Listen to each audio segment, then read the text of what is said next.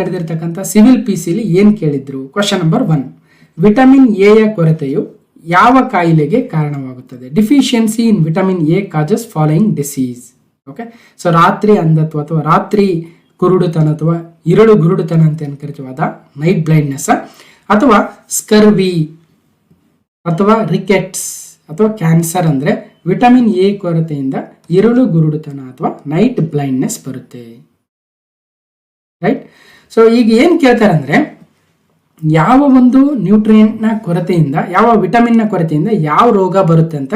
ಇದನ್ನ ಹೆಂಗಂದ್ರೆ ಎಕ್ಸಾಮ್ಗೆ ಹೋಗಕ್ಕೆ ಮುಂಚೆ ಇಂದಿನ ರಾತ್ರಿ ಅಥವಾ ಅವತ್ತಿನ ಬೆಳಗ್ಗೆ ಒಂದ್ಸಲ ಕೆಲವೊಂದನ್ನ ರಿವೈಸ್ ಮಾಡ್ಕೊಂಡು ಹೋಗ್ಲೇಬೇಕು ಅಂತ ಒಂದು ಪಟ್ಟಿಯಲ್ಲಿ ಇದು ಕೂಡ ಸೇರುತ್ತೆ. ಯಾಕಂದ್ರೆ ಎಷ್ಟೇ ನೆನ್ಪಿಟ್ರು ಒಂದೊಂದ್ಸಲ ಮರ್ತೋಗ್ತಾ ಇರುತ್ತೆ. ಅದಕ್ಕೋಸ್ಕರ ಈ ರೀತಿಯಾಗಿ ಮರ್ತೋಗ್ತಕ್ಕಂಥ ಕೆಲವೊಂದು ಇದಾವೆ, ಆ ಪಟ್ಟಿ ಮಾಡ್ಕೊಂಡಿರ್ಬೇಕು ಫಸ್ಟ್ ಯಾವ್ದ್ಯಾವ್ದು ಅಂತ. ಸೊ ವೆರಿ ಇಂಪಾರ್ಟೆಂಟ್ ಅಂತ ಒಂದು ನೋಟ್ಸ್ ಅಲ್ಲಿ ಒಂದ್ ಕಡೆ ಮಾಡ್ಕೊಂಡಿರ್ಬೇಕು. ಒಂದು 10 ಪೇಜ್ ಆಗುತ್ತೆ. ಒಂದು 10 ಪೇಜನ್ನು ಯಾವಾಗ್ಲೂ ಯಾವುದೇ ಎಕ್ಸಾಮ್ ಹೋಗ್ಬೇಕಾದ್ರೂ ರಿವೈಸ್ ಮಾಡ್ಕೊಂಡು ಹೋಗ್ತಾ ಇರಬೇಕು. ನಾನು ಕೂಡ ಯಾವುದೇ ಒಂದು ನೆಟ್ಟು ಸೆಟ್ಟು ಕೆಸೆಟ್ ಎಕ್ಸಾಮ್ ಈ ರೀತಿ ಆಗಿರ್ತಕ್ಕಂಥ ನಮ್ಮ ಕಂಪ್ಯೂಟರ್ ಸೈನ್ಸ್ ಸಬ್ಜೆಕ್ಟ್ ಆದ್ರೂ ಅದರಲ್ಲಿ ಕೆಲವೊಂದು ಇಂಪಾರ್ಟೆಂಟ್ ಇರ್ತಾ ಇದ್ವು, ಅವುಗಳನ್ನ ಸಪ್ರೇಟ್ ನೋಟ್ ಮಾಡಿ ಇಟ್ಕೊಂಡಿರ್ತಾ ಇದೆ. ಅಥವಾ KS ಅಥವಾ ಇನ್ನಿತರ ಯಾವುದೋ GK ಪೇಪರ್ ರಿಲೇಟೆಡ್ ಅಂದ್ರು ಅಲ್ಲೂ ಸಹಿತನು ಕೆಲವೊಂದು ಇಂಪಾರ್ಟೆಂಟ್ ಅಮೆಂಡ್ಮೆಂಟ್ಸು, ಕೆಲವೊಂದು ಈ ರೀತಿಯಾಗಿರ್ತಕ್ಕಂಥ ಸೈನ್ಸು, ಮತ್ತೆ ಸೋಲಾರ್ ಸಿಸ್ಟಮ್ ಅಲ್ಲಿ ಕೆಲವೊಂದು ಆ ಪ್ಲಾನೆಟ್ಗೆ ಅದಂತೀವಿ, ಈ ಪ್ಲಾನೆಟ್ಗೆ ಇದಂತೀವಿ, ಅತಿ ದೊಡ್ಡದು ಯಾವುದು, ಅತಿ ಚಿಕ್ಕದು ಯಾವುದು, ಸೂರ್ಯನಿಗೆ ಅತಿ ಹತ್ತಿರ ಇರೋದು ಯಾವುದು, ದೂರ ಇರೋದು ಯಾವುದು, ಅಥವಾ ಅತಿ ದೀರ್ಘಕಾಲ ತೆಗೆದುಕೊಳ್ಳೋದು ಯಾವುದು, ಮಾಸ್ ಅಲ್ಲಿ ಯಾವ್ದು ಇದು, ಅಥವಾ ಪೀರಿಯಾಡಿಕ್ ಟೇಬಲ್ ಅಲ್ಲೂ ಅಷ್ಟೇ. ಸೊ ಕೆಲವೊಂದು ನೋಬಲ್ ಗ್ಯಾಸ್ ಅಂತ ಇರುತ್ತೆ, ಕೆಲವೊಂದು ಹೆವಿ ಮೆಟಲ್ಲು, ಈ ರೀತಿಯಾಗಿರ್ತಕ್ಕಂಥವನ್ನ ಕೆಲವೊಂದನ್ನ ವೆರಿ ಇಂಪಾರ್ಟೆಂಟ್ ಇರೋದನ್ನ ನೋಟ್ ಮಾಡ್ಕೊಂಡಿರ್ಬೇಕು. ಅದನ್ನ ಎವ್ರಿ ಎಕ್ಸಾಮ್ಗಿನ ಹಿಂದಿನ ದಿನ ಒಂದ್ ಸ್ವಲ್ಪ ರಿವಿಷನ್ ಮಾಡ್ಕೊಂಡಿರ್ಬೇಕು. ಅಂತ ಒಂದು ಟಾಪಿಕ್ ಮೇಲೆ ಬರುತ್ತೆ ಇದು. So deficiency diseases and sources ಅಂತ. ಸೊ ವಿಟಮಿನ್ ಎ ಇಂದ ವಿಟಮಿನ್ B1 ಇಂದ ಬೇರೆ ವಿಟಮಿನ್ ಎ ಇಂದ ರಾತ್ರಿ ಕುರುಡುತನ, ವಿಟಮಿನ್ B3 ಇಂದ ಪೆಲಾಗ್ರಾ, ವಿಟಮಿನ್ C ಇಂದ ಸ್ಕರ್ವಿ, ವಿಟಮಿನ್ D ಇಂದ ರಿಕೆಟ್ಸು. ಇವು ಪದೇ ಪದೇ ಕೇಳ್ತಾ ಇರ್ತಾರೆ, ಮ್ಯಾಚ್ ದ ಫಾಲೋಯಿಂಗ್ ಮಾಡಿ ಅಂತ ಕೊಡ್ತಾರೆ. Okay, vitamin K lack of clotting blood ಅಂದ್ರೆ ರಕ್ತ ಹೆಪ್ಪುಗಟ್ಟೋದನ್ನ ತಡೆಯುತ್ತೆ. ಸೊ ಐರನ್ ಕೊರತೆಯಿಂದ ಅನಿಮಿಯಾ ಬರುತ್ತೆ, ಅಯೋಡಿನ್ ಕೊರತೆಯಿಂದ ಗಾಯ್ಟರ್ ಅಂತಕ್ಕಂಥ ಒಂದು ಏನು ಉಪ್ಪಿನ ಅಂಶದಿಂದ ಕಡಿಮೆಯಿಂದ ಬರುತ್ತಲ್ವ ಗಾಯ್ಟರ್ ಅಥವಾ ಗಳಗಂಡ ರೋಗ ಅಂತ ಕರಿತೀವಲ್ವ ಅದು. ಓಕೆ, ಸೊ ಈ ರೀತಿಯಾಗಿ ಕೆಲವೊಂದನ್ನು ನೋಟ್ ಮಾಡ್ಕೊಳ್ಳಿ. ಈಗ ಕೇಳಿರ್ತಕ್ಕಂಥ ಪ್ರಶ್ನೆ ವಿಟಮಿನ್ ಎ ಕೊರತೆಯಿಂದ ಏನ್ ಬರುತ್ತೆ? ರಾತ್ರಿ ಅಂಧತ್ವ, night blindness. Okay, next penicillin ಕಂಡು ಹಿಡಿದವರು ಯಾರು? ಸೊ ಅಲೆಕ್ಸಾಂಡರ್ ಫ್ಲೆಮಿಂಗ್ ಅವರು ಪ್ರಪಂಚದ ಮೊಟ್ಟ ಮೊದಲ ಆಂಟಿಬಯೋಟಿಕ್ ಅನ್ನ ಕಂಡು ಹಿಡಿತಾರೆ. ಅಂದ್ರೆ ಬ್ಯಾಕ್ಟೀರಿಯಾ ಕಿಲ್ಲರ್ ಅಂತ ಕರಿತೀವಿ. ಬ್ಯಾಕ್ಟೀರಿಯಾನ ಸಾಯಿಸ್ತಕ್ಕಂಥ ಒಂದು ಔಷಧಿಯನ್ನ ಅಲೆಕ್ಸಾಂಡರ್ ಫ್ಲೆಮಿಂಗ್ ಅವರು ಆವಿಷ್ಕಾರವನ್ನ ಮಾಡ್ತಾರೆ 1928ರಲ್ಲಿ. So Alexander Fleming. So penicillin ಕಂಡು ಹಿಡಿದಿರ್ತಕ್ಕಂಥವ್ರು. ನೆಕ್ಸ್ಟ್ ನೆಫ್ರಾಲಜಿ ಇದಕ್ಕೆ ಸಂಬಂಧಿಸಿದೆ. ಸಿಂಪಲ್ ಆಗಿ ಕೇಳಿದ್ದಾರೆ 2019 ಸಿವಿಲ್ PCಲಿ. Nephrology deals with the study of. ಇದೇ ತರ ಸ್ಟಡಿ ಆಫ್ ಯಾವುದರ ಸ್ಟಡಿ? ಮಣ್ಣಿನ ಅಧ್ಯಯನಕ್ಕೆ ಏನಂತ ಕರೀತಾರೆ, ಅಥವಾ ಹಣ್ಣುಗಳ ಅಧ್ಯಯನಕ್ಕೆ ಏನಂತ ಕರೀತಾರೆ. ಅದೇ ರೀತಿಯಾಗಿ ಕ್ಯಾನ್ಸರ್ನ ಅಧ್ಯಯನಕ್ಕೆ ಏನಂತ ಕರೀತಾರೆ. ಸೊ ನೆಫ್ರಾಲಜಿ ಅಂದ್ರೇನು? ಸೊ ಉಲ್ಟಾ ಕೇಳಿದ್ದಾರೆ, ಯಾವುದನ್ನ ಅಧ್ಯಯನಕ್ಕೆ ನೆಫ್ರಾಲಜಿ ಅಂತೀವಿ ಅಂದಂಗೆ. So reverse. ಸೊ ಮಿದುಳು, ಯಕೃತ್ತು, ಮೂತ್ರಕೋಶ, ಹೃದಯ ಅಂದ್ರೆ ಸರಿಯಾದ ಉತ್ತರ. ಸೊ ನೋಡ್ಬೋದು ನೆಫ್ರಾಲಜಿ ಅಂತ ಯಾವುದನ್ನು ಕರಿತೀವಿ? ಮೂತ್ರಕೋಶ ಅಥವಾ ಕಿಡ್ನಿಗಳ ಅಧ್ಯಯನಕ್ಕೆ, ಮೂತ್ರಪಿಂಡಗಳ ಅಧ್ಯಯನಕ್ಕೆ ನಾವು ನೆಫ್ರಾಲಜಿ ಅಂತೀವಿ. ಓಕೆ, ಕೆಳಗಿನವುಗಳಲ್ಲಿ ಯಾವುದು ಪೆನ್ಸಿಲ್ಗಳ ತಯಾರಿಕೆಯಲ್ಲಿ ಬಳಸಲ್ಪಡುತ್ತವೆ? ಅಂದ್ರೆ ಪೆನ್ಸಿಲ್ ನಾವೇನು ಬಳಸ್ತೀವಲ್ಲ ಆ ಪೆನ್ಸಿಲ್ ಅಲ್ಲಿ ಲೆಡ್ ಇರುತ್ತಲ್ಲ, ಅದು ಯಾವುದರ ಒಂದು ರೂಪ ಅಥವಾ ಯಾವುದನ್ನ ಬಳಸ್ತೀವಿ ಅಂದ್ರೆ ಗ್ರಾಫೈಟು, ಸಿಲಿಕಾನು, ಕಲ್ಲಿದ್ದಲು, ಕ್ಯಾಲ್ಸಿಯಂ. ಅಂದ್ರೆ ಗ್ರಾಫೈಟ್ಗಳನ್ನ ಪೆನ್ಸಿಲ್ಗಳ ತಯಾರಿಕೆಯಲ್ಲಿ ಬಳಸ್ತೀವಿ. ಗ್ರಾಫೈಟ್ ಅಂತಕ್ಕಂಥದ್ದು ಒಂದು ಇಂಗಾಲದ ರೂಪವೇ ಆಗಿದೆ ಅಲ್ವಾ, ಅಲೋಟ್ರೋಪ್ ಅಂತ ಕರಿತೀವಿ. ಅಂದ್ರೆ ಬೇರೆ ಬೇರೆ ಕೆಮಿಕಲ್ ಎಲಿಮೆಂಟ್ಸ್ ಇರ್ತವೆ, ಅವುಗಳ ಫಿಸಿಕಲ್ ಸ್ಟೇಟು ಸೇಮ್ ಅಂತದಲ್ಲಿ ಇರ್ತವೆ. ಈಗ ಸಪೋಸ್ ನಾವು ಕಾರ್ಬನ್ ತೆಗೆದುಕೊಂಡ್ರೆ ಡೈಮಂಡು, ಗ್ರಾಫೈಟು ಇವೆಲ್ಲವೂ ಕಾರ್ಬನ್ ಅಲೋಟ್ರೋಪ್ಗಳೇ ಆಗ್ತವೆ. ಅದೇ ತರ ಆಕ್ಸಿಜನ್ನು, ಓಝೋನು ಅಲ್ವಾ, ಅದೇ ತರ ಕಾಪರ್ದು ಬೇರೆ ಬೇರೆ ಇದಾವೆ. ಇವೆಲ್ಲವುಗಳನ್ನ ಒಂದೇ ಒಂದು ಎಲಿಮೆಂಟ್ನ ಬೇರೆ ಬೇರೆ ವಿವಿಧ ರೂಪಗಳನ್ನು ನಾವು ಅಲೋಟ್ರೋಪ್ಗಳು ಅಂತೀವಿ. ಅಂಥದ್ರಲ್ಲಿ ಗ್ರಾಫೈಟ್ ಕೂಡ ಒಂದು ಕಾರ್ಬನ್ ಅಲೋಟ್ರೋಪ್ ಆಗಿದೆ, ಅದನ್ನು ಪೆನ್ಸಿಲ್ಗಳ ತಯಾರಿಕೆಯಲ್ಲಿ ಬಳಸ್ತೀವಿ. ಓಕೆ, ಇನ್ನೊಂದು ಕ್ವಾಡ್ಸೈಟ್ ಯಾವುದರಿಂದ ರೂಪಾಂತರಗೊಳಿಸಲ್ಪಡುತ್ತದೆ ಅಂದ್ರೆ ಮೆಟಾಮಾರ್ಫಿಕ್ ಯಾವುದರಿಂದ ಆಗುತ್ತೆ? ಮರಳುಗಲ್ಲು, ಸುಣ್ಣಕಲ್ಲು, ಕಾಚ ಶಿಲೆ, ಜೇಡಿ ಪದರಗಲ್ಲು ಅಂತ ಕೊಟ್ಟಿದೆ. ಕ್ವಾರ್ಜೈಟ್ ಅಂತಕ್ಕಂಥದ್ದು ಸ್ಯಾಂಡ್ ಸ್ಟೋನಿನ ಮೆಟಾಮಾರ್ಫಿಸಮ್ ಅಲ್ವಾ. ಅಂದ್ರೆ ಸ್ಯಾಂಡ್ ಸ್ಟೋನ್ ಈ ಮರಳುಗಲ್ಲನ್ನು ತೆಗೆದುಕೊಂಡು ಅತ್ಯಂತ ಹೆಚ್ಚಿನ ಹೀಟ್ ಮತ್ತು ಪ್ರೆಷರ್ಗೆ ಒಡ್ಡಿದಾಗ ಅದು ಕ್ವಾರ್ಜೈಟ್ ಆಗಿ ರೂಪುಗೊಳ್ಳುತ್ತದೆ. ಈ ರೀತಿಯಾಗಿ ರೂಪುಗೊಳ್ಳತಕ್ಕಂಥ ಕಲ್ಲನ್ನ ಮೆಟಾಮಾರ್ಫಿಕ್ ರಾಕ್ ಅಥವಾ ರೂಪಾಂತರಗೊಂಡಿರತಕ್ಕಂಥ ಶಿಲೆ ಅಂತ ಕರಿತೀವಿ. ಓಕೆ, ಹೀಗೆ quartzite is a metamorphic that is form from the sandstone. Sandstone ಇಂದ ಭೂಮಿ ಒಳಗಡೆ ಅತ್ಯಂತ ಬಿಸಿ ಮತ್ತು ಒತ್ತಡಕ್ಕೆ ಒಳಪಟ್ಟು ಅದು ಕ್ವಾರ್ಜೈಟ್ ಆಗಿ ಮಾರ್ಪಾಡಾಗುತ್ತದೆ. ಯಾವುದರಿಂದ ಅಂದ್ರೆ ಸ್ಯಾಂಡ್ ಸ್ಟೋನ್ ಇಂದ. ಪ್ರಶ್ನೆ ಕೇಳಿರ್ತಕ್ಕಂಥದ್ದು ಕ್ವಾರ್ಜೈಟ್ ಯಾವುದರ ರೂಪಾಂತರ ಅಂತ ಕೇಳಿದರೆ ಮರಳುಗಲ್ಲಿನ ರೂಪಾಂತರವಾಗುತ್ತೆ. ಅದಕ್ಕೆ ಏನೇನು ಬೇಕಂದ್ರೆ ಹೈ ಹೀಟ್ ಮತ್ತು ಪ್ರೆಷರ್ ಬೇಕಾಗುತ್ತೆ. ಓಕೆ, ವಿದ್ಯುತ್ ಬಲ್ಬ್ ನಲ್ಲಿರುವ ತಂತು ಇದರಿಂದ ಮಾಡಲ್ಪಟ್ಟಿದೆ. ನಮ್ಮ ಹಿಂದೆ ನಮ್ಮ ಮನೆಗಳಲ್ಲಿ ಏನು ಬಳಸ್ತಾ ಇದ್ವಿ ನಾವು, ಈ ಇನ್ಕಾರ್ಡಿಸೆಂಟ್ ಲೈಟ್ ಅನ್ನ ಬಳಸ್ತಾ ಇದೀವಿ ಅಲ್ವಾ. ಇನ್ಕಾರ್ಡಿಸೆಂಟ್ ಲೈಟ್ ಅಲ್ಲಿ ಇಲ್ಲೊಂದು ಫಿಲಮೆಂಟ್ ಇರ್ತಾ ಇತ್ತು. ಈ ಫಿಲಮೆಂಟ್ ಯಾವುದರಿಂದ ಮಾಡಲ್ಪಟ್ಟಿದೆ ಅಂತ ಕೇಳಿದ್ದಾರೆ ಅಲ್ವಾ. ಈ ಫಿಲಮೆಂಟ್ ಯಾವುದರಿಂದ ಆಗಿದೆ? ನಿಕಲಿಂದನ, ಕ್ರೋಮಿಯಂ ಇಂದನ, ಕಬ್ಬಿಣ ಅಥವಾ ಟಂಗ್ಸ್ಟನ್. ಅಂದ್ರೆ ಸರಿಯಾದ ಉತ್ತರ ಟಂಗ್ಸ್ಟನ್ ಇಂದ ಮಾಡಲ್ಪಟ್ಟಿರುತ್ತೆ. ಸೊ ಹಾಗಾಗಿ ಇಲ್ಲಿ ಗಮನಿಸಬಹುದು, ಇವತ್ತು ನಾವು ಹೆಚ್ಚಿಗೆ ಇನ್ಕಾರ್ಡಿಸೆಂಟ್ ಬಲ್ಬ್ ಅನ್ನು ನೋಡೋದೇ ಇಲ್ಲ. ಸೊ ಹಿಂದಿನ ನಮ್ಮ ಇನ್ಕಾರ್ಡಿಸೆಂಟ್ ಬಲ್ಬ್ ಅಥವಾ ಈ ರೀತಿ ಮನೆಗಳಲ್ಲಿ ಇರ್ತಾ ಇದ್ವಲ್ಲ, ಆ ಬಲ್ಬ್ ಅಲ್ಲಿ ಟಂಗ್ಸ್ಟನ್ ಫಿಲಮೆಂಟ್ ಇರ್ತಾ ಇತ್ತು. ಟಂಗ್ಸ್ಟನ್ ನ ಪರಮಾಣು ಸಂಖ್ಯೆ 74 ಅಟಾಮಿಕ್ ನಂಬರ್ ಮತ್ತು ಅದರ ಚಿಹ್ನೆ ಡಬ್ಲ್ಯೂ. ಹೆಸರು ಟಂಗ್ಸ್ಟನ್ನು ಅಲ್ವಾ. ಆಕ್ಸಿಜನ್ಗೆ ಹೇಗೆ ಓ ಅಂತೀವಿ, ಕಾರ್ಬನ್ಗೆ ಸಿ ಅಂತೀವಿ, ಅದೇ ತರ ಟಂಗ್ಸ್ಟನ್ಗೆ ಡಬ್ಲ್ಯೂ ಮತ್ತು ಅದರ ಅಟಾಮಿಕ್ ನಂಬರ್ 74. ಸರಿ, ಶುದ್ಧ ನೀರಿನ pH ಮಟ್ಟವೇನು?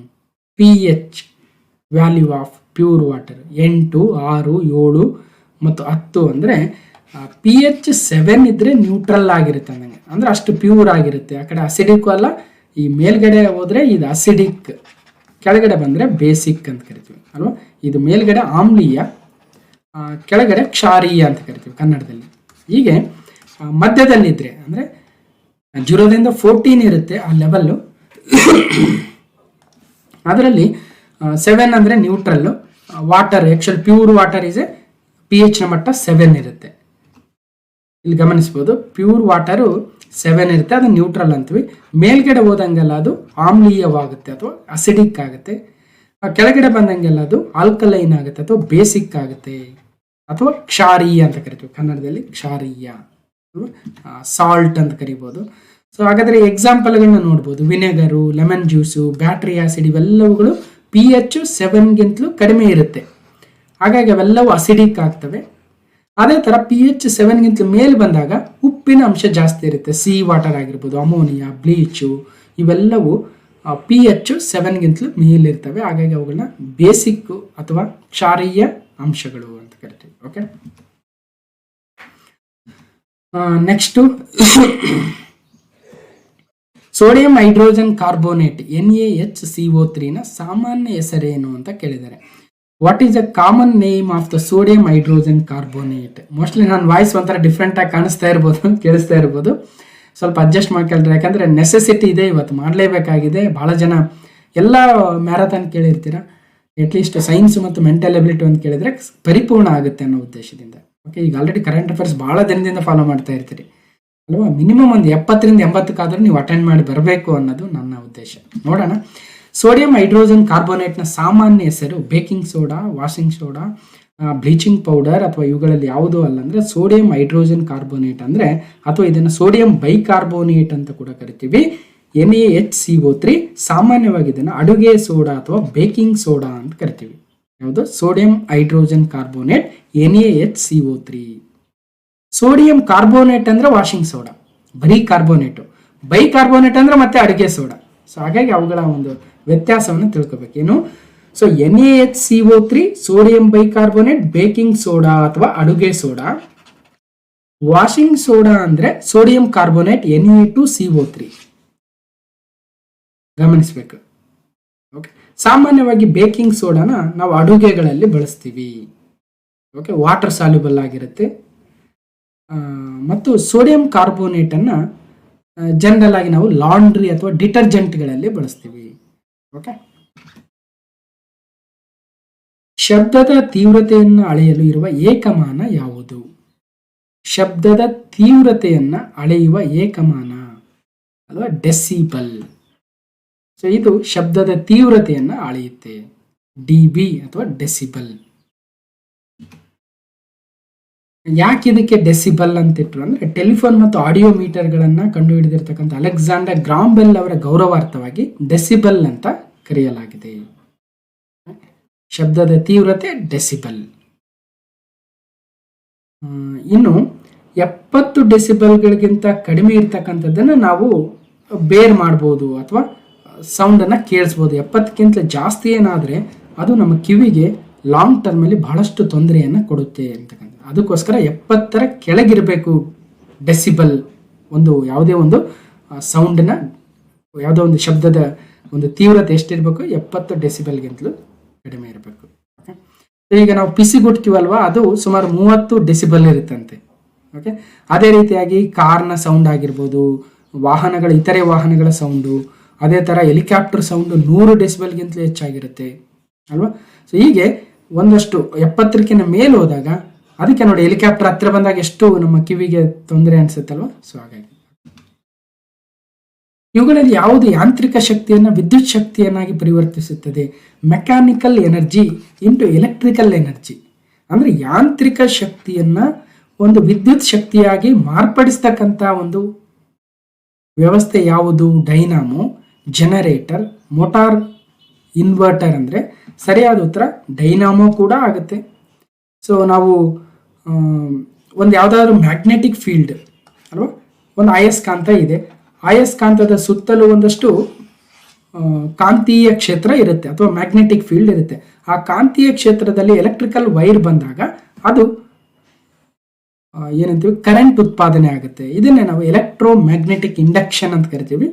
ಅಂತಹ ಒಂದು ಥಿಯರಿಯನ್ನು ಹೊಂದಿರತಕ್ಕಂಥ ಡೈನಾಮೋವು ಮೆಕ್ಯಾನಿಕಲ್ ಎನರ್ಜಿಯನ್ನು ಎಲೆಕ್ಟ್ರಿಕಲ್ ಎನರ್ಜಿಯಾಗಿ ಪರಿವರ್ತನೆಯನ್ನು ಮಾಡುತ್ತದೆ. ಜನರಲ್ ಆಗಿ ನಾವು ನಮ್ಮ ಸೈಕಲ್ಗಳಲ್ಲಿ ನೋಡ್ತಾ ಇದ್ವಿ ಡೈನಾಮೋ. ಸೊ ಈ ರೀತಿಯಾಗಿ ಇತ್ತು ಅಲ್ವಾ. ಸೈಕಲ್ಗಳಲ್ಲೇ ಯಾವುದೇ ಒಂದು ವಿದ್ಯುತ್ನ ಜನರೇಟ್ ಇಲ್ಲದೆ ಹೋದ್ರೂ ಸಹಿತ ಡೈನಾಮೋ ಬಳಸ್ಕೊಂಡು ಲೈಟ್ ಹತ್ತಕ್ಕಂಥ ವ್ಯವಸ್ಥೆಯನ್ನ ನೋಡ್ತಾ ಇದ್ವಿ. ಅಂತಹ ಒಂದು ಡೈನಾಮೋ ಅಲ್ಲೇನಾಗ್ತಾ ಇತ್ತು, ಒಂದು ರೊಟೇಟಿಂಗ್ ಡ್ರೈವ್ ಶಾಫ್ಟ್ ಇರ್ತಾ ಇತ್ತು, ಅದು ಅಯಸ್ಕಾಂತ. ಅದು ತಿರುಗಿದ ತಕ್ಷಣ ಅಲ್ಲೊಂದು ಕಾಂತೀಯ ಕ್ಷೇತ್ರ ಉಂಟಾಗ್ತಾ ಇತ್ತು. ಆ ಕಾಂತೀಯ ಕ್ಷೇತ್ರದ ಒಳಗಡೆ ಇರ್ತಕ್ಕಂಥ ವೈರು ವಿದ್ಯುತ್ತನ್ನು ಉತ್ಪಾದಿಸಿ ಈ ಲೈಟ್ ಬಲ್ಬ್ ಉರಿಯೋದಕ್ಕೆ ಸ್ಟಾರ್ಟ್ ಆಗ್ತಾ ಇತ್ತು. ಪಾದ ಮತ್ತು ಬಾಯಿ ರೋಗ ಸಾಮಾನ್ಯವಾಗಿ ಕಂಡು ಬರ್ತಕ್ಕಂಥದ್ದು ಫೂಟ್ ಅಂಡ್ ಮೌತ್ ಡಿಸೀಸ್. ಈ ಸಾಮಾನ್ಯವಾಗಿ ಮಳೆಗಾಲದ ಸಂದರ್ಭದಲ್ಲಿ ಅಲ್ವಾ, ಪಾದದ ಒಂದಷ್ಟು ರೋಗಗಳನ್ನು ಕಾಣ್ಬೋದು ಒಂದಷ್ಟು ಪ್ರಾಣಿಗಳಲ್ಲಿ. ಅದೇ ಥರ ಬಾಯಿಯಿಂದ ಒಂದಷ್ಟು ಜೊಲ್ಲು ಸೋರಿಸೋದನ್ನು ನೋಡ್ತಾ ಇರ್ತೀವಿ. ಅಂತಹ ಒಂದು ರೋಗ ಸಾಮಾನ್ಯವಾಗಿ ಕಂಡು ಬರುತ್ತೆ. ಅದು ಮನುಷ್ಯರಲ್ಲಿನ ನಾಯಿ ಬೆಕ್ಕುಗಳೆಲ್ಲ, ಜಾನುವಾರುಗಳೆಲ್ಲ, ಹಂದಿಗಳೆಲ್ಲ. ಅಂದರೆ ಸರಿಯಾದ ಉತ್ತರ ಜಾನುವಾರುಗಳಲ್ಲಿ ಅಲ್ವಾ, ಕ್ಯಾಟಲ್ಸ್ ಅಂತ ಕರಿತೀವಿ. ಅದರಲ್ಲೂ ಗೊರಸಿರ್ತಕ್ಕಂಥ, ಕಾಲಿಗೆ ಗೊರಸಿರುತ್ತಲ್ವ, ಆ ಗೊರಸಿರ್ತಕ್ಕಂಥ ಪ್ರಾಣಿಗಳಲ್ಲಿ ಈ ರೀತಿಯಾಗಿರ್ತಕ್ಕಂಥ ಪಾದ ಮತ್ತು ಬಾಯಿ ರೋಗ ಹೆಚ್ಚಿನ ಪ್ರಮಾಣದಲ್ಲಿ ಕಂಡು ಬರುತ್ತೆ. ಅದಕ್ಕೆ ಅದನ್ನು ಗೊರಸು ರೋಗ ಅಂತ ಏನೋ ಕರೀತಾರೆ. ನೋಡ್ಬೋದು ಯಾವ ರೀತಿಯಾಗಿ ಒಂದು ಬಾಯಿಯಿಂದ ಜೊಲ್ಲು ಸೋರೋದನ್ನು ಕಾಣಿಸ್ತೀವಿ. ಜೊತೆಗೆ ಈ ಗೊರಸಲ್ಲೂ ಕೂಡ ಸಾಕಷ್ಟು ಗಾಯ ಆಗಿ ಅವುಗಳು ಕುಂಟೋದನ್ನು ನೋಡ್ತೀವಿ ನಾವು ಅಲ್ವಾ. ಹೀಗೆ ಕಾಲು ಮತ್ತು ಬಾಯಿ ರೋಗ, ಗೊರಸು ಅಥವಾ ಬಾಯಿ ರೋಗ ಇದೊಂದು ಸಾಂಕ್ರಾಮಿಕ, ಕೆಲವೊಮ್ಮೆ ಮಾರಣಾಂತಿಕ ವೈರಲ್ ರೋಗವಾಗಿದೆ. ದೇಶೀಯ ಸೀಳು ಗೊರಸು ಹೊಂದಿರತಕ್ಕಂಥ ಪ್ರಾಣಿಗಳ ಮೇಲೆ ಹೆಚ್ಚಿನ ಪ್ರಮಾಣದ ಪ್ರಭಾವವನ್ನು ಬೀರುತ್ತೆ. ಉದಾಹರಣೆಗೆ ದನ, ಎಮ್ಮೆ, ಜಿಂಕೆ, ಹಂದಿಗಳು, ಮೇಕೆಗಳು, ಕುರಿಗಳಿಗೆ ಇದು ಹೆಚ್ಚಿನ ಪ್ರಮಾಣದ ರೋಗವನ್ನು ತಂದು ಮಾಡು. ಕೆಳಗಿನವುಗಳಲ್ಲಿ ಯಾವುದು ಸಸ್ತನಿ? Emu, whale, dinosaur, shark. ಅಂದರೆ ವೇಲ್ ಒಂದು ಸಸ್ತನಿ ಆಗುತ್ತೆ. ಸಸ್ತನಿ ಅಂದರೆ ಏನೂ ಇಲ್ಲ, ಅದು ಮರಿಗಳನ್ನು ಹಾಕಿ ಹಾಲುಣಿಸ್ತಕ್ಕಂಥ ಒಂದು ತನ್ನ ಆಫ್ ಸ್ಪ್ರಿಂಗ್ಸ್ ಅಂತ ಕರಿತೀವಲ್ವ, ತನ್ನ ನೆಕ್ಸ್ಟ್ ಜನ್ರೇಷನ್ನ ಮರಿ ಹಾಕೋದ್ರ ಮೂಲಕ, ಅವುಗಳಿಗೆ ಹಾಲು ಉಣಿಸೋದ್ರ ಮೂಲಕ ತನ್ನ ಸಂತತಿಯನ್ನು ಮುಂದುವರಿಸುತ್ತೆ. ಅದೇ ಎಮು ಮತ್ತು ಡೈನೋಸರ್ ಶಾರ್ಕ್ಗಳು ಅವುಗಳು ಮೊಟ್ಟೆಗಳನ್ನು ಹಾಕಿ ಮರಿಗಳನ್ನು ಮಾಡ್ತವೆ. ಸೊ ಅದು ಇರ್ತಕ್ಕಂಥ ವ್ಯತ್ಯಾಸ. ಹಾಗಾಗಿ ಸಸ್ತನಿಗಳು, ಈವನ್ ಮಾನವರು ಕೂಡ ಸಸ್ತನಿಗಳು ಆಗ್ತೀವಿ ಅಲ್ವಾ. ಇದನ್ನು ಹಿಂದೆ ಕೂಡ ಒಂದ್ ಕಡೆ ಸಾಲ್ವ್ ಮಾಡಿದ್ದೆ, ನೋಡಿರ್ಬೋದು ನೀವು. ಮರದ ವಯಸ್ಸನ್ನ ಹೆಚ್ಚು ಅಥವಾ ಕಡಿಮೆ ನಿಖರವಾಗಿ ಯಾವುದರಿಂದ ನಿರ್ಧರಿಸಬಹುದು ಅಂದ್ರೆ ಸರಿಯಾದ ಉತ್ತರ ಹೇಳ್ತೇನೆ, ಯಾಕಂದ್ರೆ ನಿಮಗೆ ಫುಲ್ ಎಲ್ಲ ಡೀಪ್ ಆಗಿ ಎಕ್ಸ್ಪ್ಲನೇಷನ್ ಕೇಳೋದಕ್ಕೆ ಇಲ್ಲಿ ಸಮಯನೂ ಕೂಡ ಇಲ್ಲ. ಅದಕ್ಕೋಸ್ಕರ ಇದನ್ನ ಕ್ವಿಕ್ ಗ್ಲಾನ್ಸ್ ಅನ್ಕೊಂಬಿಡೋಣ. ಓಕೆ, ಮರದ ಕಾಂಡದಲ್ಲಿರ್ತಕ್ಕಂಥ ಉಂಗುರಗಳ ಸಂಖ್ಯೆಯನ್ನ ನಾವು ಲೆಕ್ಕ ಹಾಕೋದ್ರ ಮೂಲಕ ಮರಕ್ಕೆ ಎಷ್ಟು ವಯಸ್ಸಾಗಿದೆ ಅನ್ನೋದನ್ನ ನಿರ್ಧರಿಸಬಹುದು. ಈ ಉಂಗುರಗಳ ಮೂಲಕ 1, 2 ಈ ತರ ಎಷ್ಟು ಉಂಗುರ ಇರ್ತಾವೋ ಅಷ್ಟು ವಯಸ್ಸಾಗಿದೆ ಅಂತಲ್ಲ, ಅದ್ರ ಮೇಲೆ ಒಂದು ನಿಖರವಾದ ಒಂದು ಅಂಶಕ್ಕೆ ಬರ್ತಾರೆ, ಇಷ್ಟು ವಯಸ್ಸಾಗಿದೆ ಇದು ಅಂತ. ಗಾಂಜಾ ಯಾವುದರ ಉತ್ಪತ್ತಿ? ಕೋಕೋವಾ ಗಿಡ, ಅಫೀಮು, ಗಸಗಸೆ ಅಥವಾ ಗಾಂಜಾ ಸಸ್ಯ ಶಿಲೀಂಧ್ರಗಳಂದ್ರೆ ಕ್ಯಾನಬೀಸ್ ಪ್ಲಾಂಟ್ ಅಂತ ಬರುತ್ತೆ. ಆ ಕ್ಯಾನಬೀಸು ಆ ಪ್ಲಾಂಟ್ ಇಂದ, ಆ ಒಂದು ಸಸ್ಯದಿಂದ ಗಾಂಜಾ ಉತ್ಪತ್ತಿ ಆಗುತ್ತದೆ. ಸೊ ಈ ರೀತಿಯಾಗಿ ಚೆಂಡು ಹೂವಿನ ಆಕಾರದಲ್ಲಿ ಇರುತ್ತೆ. ಇದು ಮಾರಿಜುವಾನಾ ಅಥವಾ ಕ್ಯಾನಬೀಸ್ ಅಂತ ಕರಿತೀವಿ. ಅದು ಮಾರಿಜುವಾನಾ ಅಥವಾ ಕ್ಯಾನಬೀಸ್ ಎಂದು ಕರೆಯಲ್ಪಡುವ ಸೈಕೋ ಆಕ್ಟಿವ್ ಅಥವಾ ಮಾನಸಿಕ ಉದ್ದೀಪನವನ್ನ ಗಾಂಜಾ ಸಸ್ಯದಿಂದ ತಯಾರಿಸಲಾಗುತ್ತದೆ. ಇದನ್ನ ಬೇರೆ ಬೇರೆ ಹೆಸರಿಂದ ಕರೀತಾರಂತೆ ಭಾರತದಲ್ಲಿ. ಒಂದ್ ಕಡೆ ಚೆರಸ್ ಅಂತ ಕರೀತಾರಂತೆ, ಇನ್ನೊಂದ್ ಕಡೆ ಗಾಂಜಾ, ಇನ್ನೊಂದ್ ಕಡೆ ಭಾಂಗ್. ಅಂದ್ರೆ ಆ ಒಂದು ಮರಿಜುವಾನ ಗಿಡದ ಬೀಜಗಳು ಮತ್ತು ಎಲೆಗಳಿಂದ ಭಾಂಗ್ ತಯಾರಾದ್ರೆ ಅದರ ಹೂಗಳಿಂದ ಗಾಂಜಾ ತಯಾರಾಗುತ್ತೆ, ಅದರ ರಾಳದಿಂದ ಚೆರಸ್ ಅಂತ ತಯಾರಾಗುತ್ತಂತೆ, ಮರಿಜುವಾನ ಅಥವಾ ಕ್ಯಾನಬೀಸ್. ಆರ್ಸೆನಿಕ್ ಕೆಳಗಿನವುಗಳಲ್ಲಿನ ಯಾವುದರ ವಿಧ? Arsenic is a type of noble metal. Heavy metal ಅಂದ್ರೆ ಭಾರವಾದ ಲೋಹ. ಫೆರಸ್ ಮೆಟಲ್ ಲೋಹವಲ್ಲ, ಅಂದ್ರೆ ಇದೊಂದು ಹೆವಿ ಮೆಟಲ್ ಆಗುತ್ತೆ. ಸೊ ಆರ್ಸೆನಿಕ್ ಒಂದು ಹೆವಿ ಮೆಟಲ್. ಆರ್ಸೆನಿಕ್ 33 ಅಟಾಮಿಕ್ ನಂಬರ್ ಆಗಿದೆ.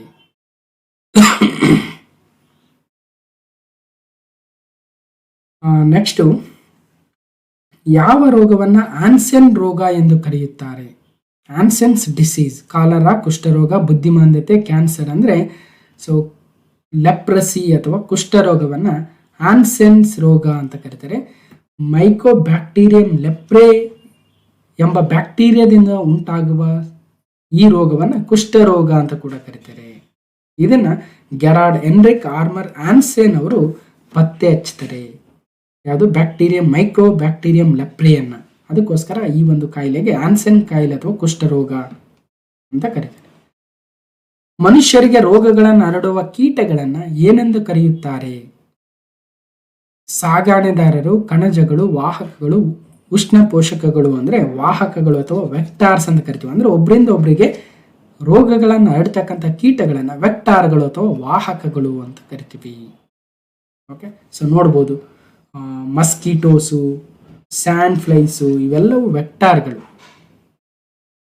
ಒಂದು ಈಟರ್ ಕಾಯಿಲು ಅಥವಾ ಈಟರ್ ಕಾಯಿಲನ್ನು 2 ಭಾಗಗಳಾಗಿ ಕತ್ತರಿಸಿ ಮತ್ತು ಈಟರ್ನಲ್ಲಿ ಕೇವಲ ಒಂದು ಭಾಗವನ್ನು ಬಳಸಿದರೆ ಉತ್ಪತ್ತಿಯಾಗುವ ಕಾಲವು ಅಂದ್ರೆ ಸಿವಿಲ್ ಪಿಸಿ 2021 ಕೇಳಿದ್ದಾರೆ. If a heater coil is cut into 2 equal parts. Heater coil ಇದೆ ಅಲ್ವಾ, ಅದನ್ನ 2 ಆಗಿ ಡಿವೈಡ್ ಮಾಡಿ only 1 part is used in the heater, the heat generated will B.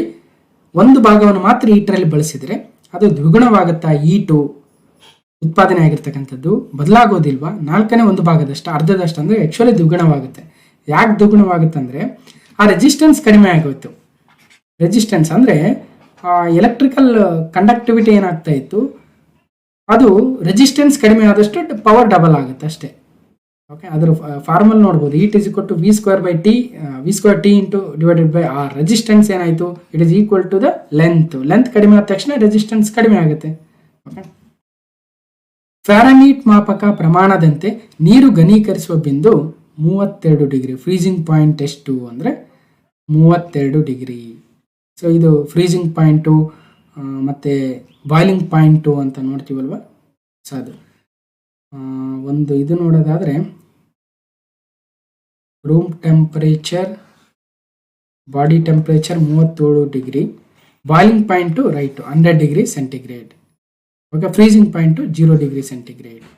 Okay, ಇಲ್ಲಿ ಕೇಳಿರ್ತಕ್ಕಂಥದ್ದು ಸೊ 32 ಡಿಗ್ರಿ ಫ್ಯಾರನೀಟ್ಗೆ ಫ್ರೀಸ್ ಪಾಯಿಂಟ್ ಆಗುತ್ತೆ. So ಅಂದರೆ ಒಂದೊಂದ್ಸಲ ಫ್ಯಾರನೀಟಲ್ಲಿ ಕೇಳಿದ್ದಾರೆ ಎಷ್ಟು ಡಿಗ್ರಿಗೆ ಅಂತ. ಅದೇ ಸೆಲ್ಸಿಯಸ್ ಅಲ್ಲಿ ಕೇಳಿದ್ರೆ ನಾವು 0 ಡಿಗ್ರಿ ಅಂತ ಹೇಳ್ಬೇಕಾಗಿತ್ತು. ಅದೇ ಥರ ಬಾಯ್ಲಿಂಗ್ ಯಾವಾಗ ಆಗುತ್ತೆ ಅಂತ ಕೇಳಿದ್ರೆ 100 ಡಿಗ್ರಿ ಸೆಂಟಿಗ್ರೇಡು. ಫ್ಯಾರನೀಟಲ್ಲಿ ಬಂದಾಗ 212 ಡಿಗ್ರಿ ಫ್ಯಾರನೀಟಲ್ಲಿ ವಾಟರ್ ಬಾಯ್ಲ್ ಆಗೋದಕ್ಕೆ ಸ್ಟಾರ್ಟ್ ಆಗುತ್ತೆ. ಮತ್ತು ಅದರ ಕನ್ವರ್ಷನ್ ಯಾವ ಥರ ಅಂತ ಈಗ ಸದ್ಯ ಬೇಡ, ಅದು ಕನ್ವರ್ಷನ್ ಬೇರೆ ಕಡೆ ಮಾತಾಡಿದ್ದೀನಿ ನಾನು ಆಲ್ರೆಡಿ, ಆ ವಿಡಿಯೋ ಹೋಗಿ ನೋಡ್ಬೋದು. 2021 ಸಿವಿಲ್ PCS ಸೊಲ್ಯೂಷನ್ ಕಂಪ್ಲೀಟಾಗಿ ಮಾಡಿದ್ದೀನಿ. ಸೊ ಒಂದೊಂದು ಎಕ್ಸ್ಪ್ಲನೇಷನು 5 ನಿಮಿಷ ಮಾಡಿದ್ದೀನಿ, ಅಲ್ಲಿ ಹೋಗಿ ನೋಡಿ. ಓಕೆ, ಕೆಳಗಿನವುಗಳಲ್ಲಿ ಯಾವುದನ್ನು ಕೃತಕ ಮಳೆ ಬರಿಸುವುದಕ್ಕಾಗಿ ಉಪಯೋಗಿಸುತ್ತಾರೆ? ಇವತ್ತು ನೋಡಿ ಬರಗಾಲ ಬಂದಿದೆ ಅಂತ ಹೇಳ್ತಾರೆ, ಎಷ್ಟೋ ತಾಲೂಕುಗಳನ್ನು ಬರ ಪೀಡಿತ ತಾಲೂಕುಗಳು ಅಂತ ಏನು ಘೋಷಣೆ ಮಾಡ್ಬೇಕಂತ ಇದ್ದಾರೆ. ಜೊತೆಗೆ ಕ್ಲೌಡ್ ಸೀಡಿಂಗ್ ಮಾಡೋಣ ಅಂದರೆ ಕೃತಕ ಮಳೆ ಬರೆಸೋದಕ್ಕಾಗಿ ಮಳೆ ಬಿತ್ತನೆ ಮಾಡೋಣ ಅಂತಕ್ಕಂಥ ಆಲೋಚನೆ ಕೂಡ ಇರುತ್ತೆ. ಹಾಗಾದ್ರೆ ಯಾವುದರಿಂದ ಮಳೆ ಬರೆಸ್ಬೋದು ನಾವು ಕೃತಕ ಮಳೆಯನ್ನು? Ammonium chloride, calcium carbonate, silver iodide, potassium nitrite. ಯಾವುದರಿಂದ ಅಂದರೆ ಜನರಲ್ ಆಗಿ ಸಿಲ್ವರ್ ಅಯೋಡೈಡನ್ನು ಹೆಚ್ಚಿನ ಪ್ರಮಾಣದಲ್ಲಿ ಮೋಡ ಬಿತ್ತನೆಗೆ ಬಳಸ್ತಾರೆ, ಕ್ಲೌಡ್ ಸೀಡಿಂಗ್ ಅಥವಾ ಮೋಡ ಬಿತ್ತನೆ. ಈ ತಂತ್ರಜ್ಞಾನವು ಲವಣದ ಕಣಗಳಾಗಿರತಕ್ಕಂಥ ಸಿಲ್ವರ್ ಅಯೋಡೈಡ್ ಮತ್ತು ಕ್ಲೋರೈಡ್ಗಳನ್ನು ಮೋಡಗಳ ಮೇಲೆ ಸಿಂಪಡಣೆ ಮಾಡುವ ಮೂಲಕ ಇವು ಮೋಡದೊಳಗೆ ನೀರಿನ ಆವಿಗಳನ್ನು ತಮ್ಮ ಕಡೆ ಸೆಳೆದು ತೇವಾಂಶವನ್ನು ಹೆಚ್ಚಿಸಿ ನೀರಿನ ಹನಿಗಳಾಗಿ ಘನೀಕರಣಗೊಂಡು ಮಳೆಗೆ ಕಾರಣವಾಗ್ತವೆ. ಸೊ ಅಂತಹ ಒಂದು ಅಂಶಗಳಲ್ಲಿ ಲವಣಗಳಲ್ಲಿ ಸಿಲ್ವರ್ ಅಯೋಡೈಡ್ ಒಂದಾಗುತ್ತೆ. ಅದನ್ನ ಕ್ಲೌಡ್ ಸೀಡಿಂಗ್ ಅಥವಾ ಕೃತಕ ಮಳೆ ಬರೆಸುವುದಕ್ಕೆ ಬಳಸ್ತಾರೆ. ಕೆಳಗಿನವುಗಳಲ್ಲಿ ಯಾವುದು ವಿದ್ಯುತ್ ನಿರೋಧಕದ ಉದಾಹರಣೆಯಾಗಿದೆ? ಇನ್ಸುಲೇಟರ್ ಅಂದ್ರೆ ತನ್ನ ಮೂಲಕ ವಿದ್ಯುತ್ತನ್ನು ಹರಿಯೋದಕ್ಕೆ ಬಿಡದೇ ಇರತಕ್ಕಂತ ಒಂದು ವಸ್ತುಗಳನ್ನ ವಿದ್ಯುತ್ ನಿರೋಧಕಗಳು ಅಂತ ಕರೀಬಹುದು, ಅಥವಾ ಇನ್ಸುಲೇಟರ್ಸ್ ಅಂತೀವಿ. ಅದಕ್ಕೆ ಆಪೋಸಿಟ್ ಆಗಿ ವಿದ್ಯುತ್ ವಾಹಕಗಳಿರ್ತವೆ, ಅಂದ್ರೆ ವಿದ್ಯುತ್ತನ್ನು ತನ್ನ ಮೂಲಕ ಹರಿಬಿಡ್ತಕ್ಕಂಥ ವಸ್ತುಗಳು. ಅದೇ ರೀತಿಯಾಗಿ ಕೆಲವೊಂದ್ಸಲ ಹರಿಬಿಡ್ತವೆ, ಕೆಲವೊಂದ್ಸಲ ಹರಿಬಿಡಲ್ಲ. ಅಂದ್ರೇನು, ಅರ್ಧಮರ್ಧ ಹರಿಬಿಡ್ತವೆ ಅಂದ್ರೆ ಅವುಗಳನ್ನು ನಾವು ಅರೆವಾಹಕಗಳು ಅಂತ ಕರಿತೀವಿ. ಇಲ್ಲಿ ಕಂಪ್ಲೀಟ್ ಆಗಿ ವಿದ್ಯುತ್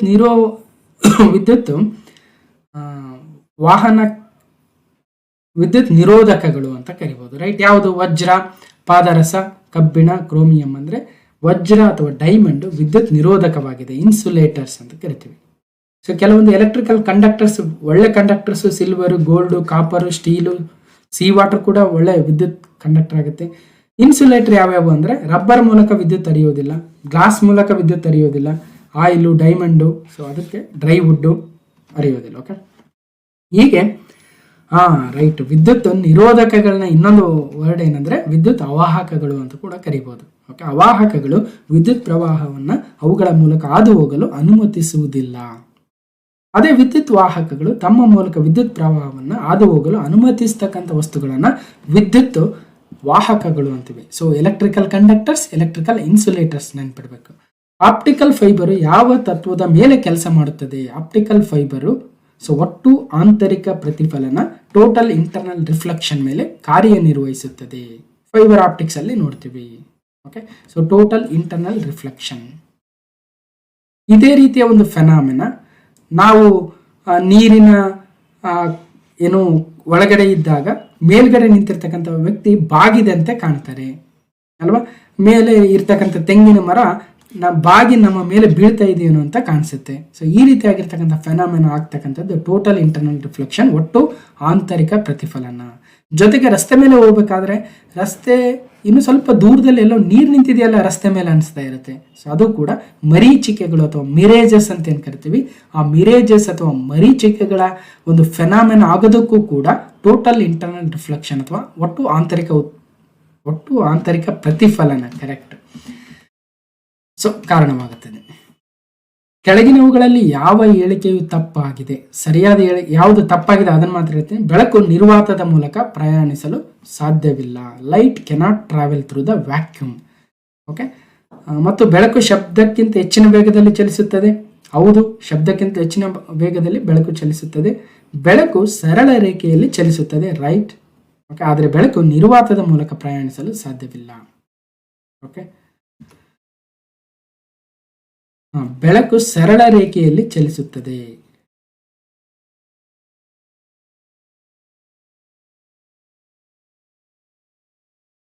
ನೆಕ್ಸ್ಟ್ ಏನಿತ್ತು? ಬೆಳಕು ನಿರ್ವಾತದ ಮೂಲಕ ಪ್ರಯಾಣಿಸಲು ಸಾಧ್ಯವಿಲ್ಲ.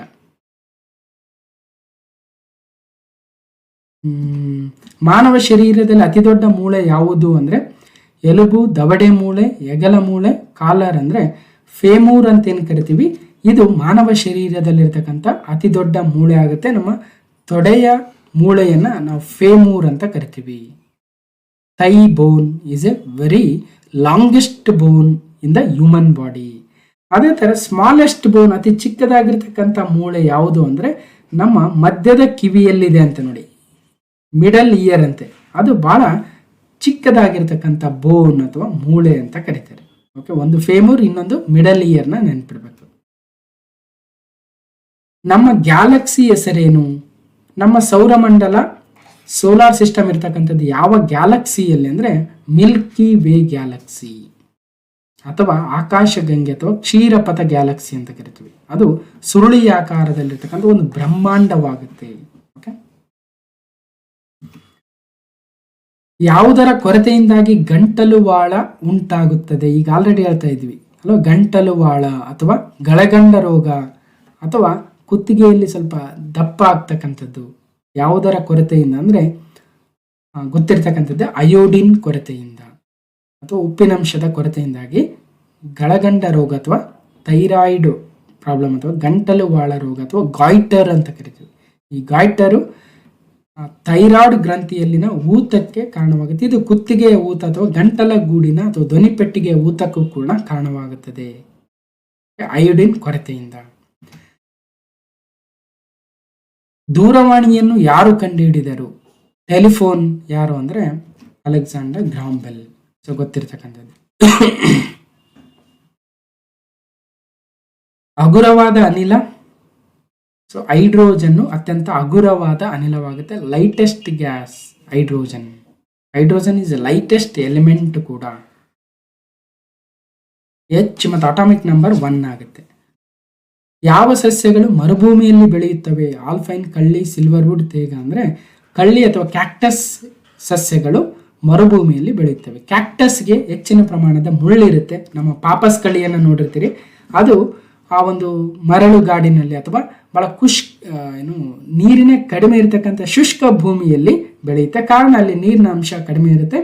ನೀರು ವಾತಾವರಣಕ್ಕೆ ಆವಿಯಾಗಿ ಹೋಗಬಾರ್ದು ಅನ್ನೋ ಉದ್ದೇಶಕ್ಕೆ ಮುಳ್ಳುಗಳನ್ನು ಕೂಡ ಬೆಳೆಸ್ಕೊಂಡಿರುತ್ತೆ.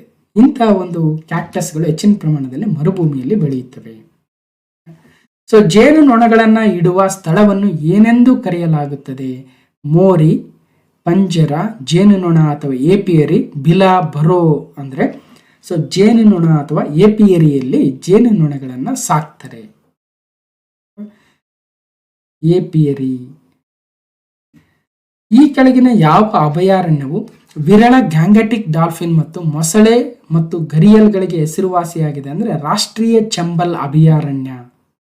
ರಾಷ್ಟ್ರೀಯ ಚಂಬಲ್ ಅಭಯಾರಣ್ಯ ಅಂತಕ್ಕಂಥದ್ದು ರಾಜಸ್ಥಾನ, ಮಧ್ಯಪ್ರದೇಶ, ಉತ್ತರ ಪ್ರದೇಶ 3 ಸ್ಥಳಗಳು ಕೂಡ್ತಕ್ಕಂಥ ಒಂದು ಪ್ರದೇಶದಲ್ಲಿ ಚಂಬಲ್ ನದಿಯ ಪಾಯಿಂಟ್ ಅಲ್ಲಿ ನಾವು ರಾಷ್ಟ್ರೀಯ ಚಂಬಲ್ ಗರಿಯಲ್ ವನ್ಯಜೀವಿ ಅಭಯಾರಣ್ಯ ಅಥವಾ national Chambal gharial wildlife sanctuary ಅಂತ ಕರಿತೀವಿ. ಸೊ ಆ ಒಂದು ಅಭಯಾರಣ್ಯದಲ್ಲಿ ಹೆಚ್ಚಿನ ಪ್ರಮಾಣದ ಗ್ಯಾಂಗಟಿಕ್ ಡಾಲ್ಫಿನ್, ಮೊಸಳೆ ಮತ್ತು ಗರಿಯಲ್ಗಳನ್ನು ನಾವು ಸಂರಕ್ಷಣೆ ಮಾಡ್ತಾ ಇದ್ದೀವಿ. ಇವೆಲ್ಲವೂ ಕ್ರೊಕೊಡೈಲ್ಗಳು. ಕೆಳಗಿನ ಯಾವ ವನ್ಯಜೀವಿ ಅಭಯಾರಣ್ಯಗಳು ಕರ್ನಾಟಕದಲ್ಲಿ ಇಲ್ಲ? ಇದನ್ನು ಆಲ್ರೆಡಿ ಮೋಸ್ಟ್ಲಿ ಎನ್ವಿರಾನ್ಮೆಂಟ್ ಅಲ್ಲಿ ಡಿಸ್ಕಸ್ ಮಾಡಿದೀವಿ. ಸೊ ಮುದುಮಲೈ ವನ್ಯಜೀವಿ ಅಭಯಾರಣ್ಯ ನಮ್ಮ ಕರ್ನಾಟಕದಲ್ಲಿ ಇಲ್ಲ, ಬದಲಾಗಿ ಅದು ತಮಿಳುನಾಡಿನಲ್ಲಿ ಬರುತ್ತೆ. ಇನ್ನು ಕಾವೇರಿ, ಭದ್ರಾ, ದಾಂಡೇಲಿಗಳು ನಮ್ಮ ಕರ್ನಾಟಕದಲ್ಲಿರ್ತಕ್ಕಂಥ ವನ್ಯಜೀವಿ ಅಭಯಾರಣ್ಯಗಳಾಗ್ತವೆ. ಇನ್ನು ಕರ್ನಾಟಕದಲ್ಲಿ ಎಷ್ಟು ವನ್ಯಜೀವಿ ಧಾಮಗಳಿದಾವೆ, ಯಾವ್ಯಾವ ರಾಷ್ಟ್ರೀಯ ಉದ್ಯಾನವನಗಳಿದಾವೆ, ಹುಲ್ಲು ಸಂರಕ್ಷಿತ ಪ್ರದೇಶಗಳೆಷ್ಟು, ಅವೆಲ್ಲವನ್ನ ಕಂಪ್ಲೀಟ್ ಆಗಿ ENV ಮ್ಯಾರಥಾನ್ ಅಲ್ಲಿ ಕಂಪ್ಲೀಟ್ ಡಿಸ್ಕಷನ್ ಮಾಡಿದ್ದೀನಿ, ಹೋಗಿ ನೋಡ್ಬೋದು.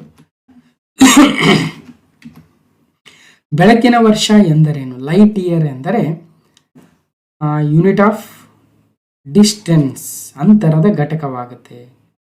ಇದು ಅತ್ಯಂತ ಹೆಚ್ಚಿನ ದೂರಗಳನ್ನು ವ್ಯಕ್ತಪಡಿಸುವ ಏಕಮಾನವೇ ಜ್ಯೋತಿರ್ವರ್ಷ ಅಥವಾ ಲೈಟ್ ಇಯರ್ ಅಂತ ಕರಿತೀವಿ. ಇದು ಒಂದು ವರ್ಷದಲ್ಲಿ ಬೆಳಕು ಕ್ರಮಿಸುವ ಒಟ್ಟು ದೂರವಾಗುತ್ತೆ. 1 ಸೆಕೆಂಡ್ಗೆ ಬೆಳಕು ಸುಮಾರು 3 ಲಕ್ಷ ಕಿಲೋಮೀಟರ್ ಟ್ರಾವೆಲ್ ಮಾಡುತ್ತೆ. Remember that the speed of light is about 3 lakh kilometre per second. ಅದೇ ರೀತಿಯಾಗಿ ಸೂರ್ಯನಿಂದ ಒಂದು ಕಿರಣ ನಮ್ಮ ಭೂಮಿಗೆ ಬರಬೇಕಾದ್ರೆ 8 ಲೈಟ್ ಮಿನಿಟ್ಸ್ ಬೇಕಾಗುತ್ತೆ. ಸಾರಿ.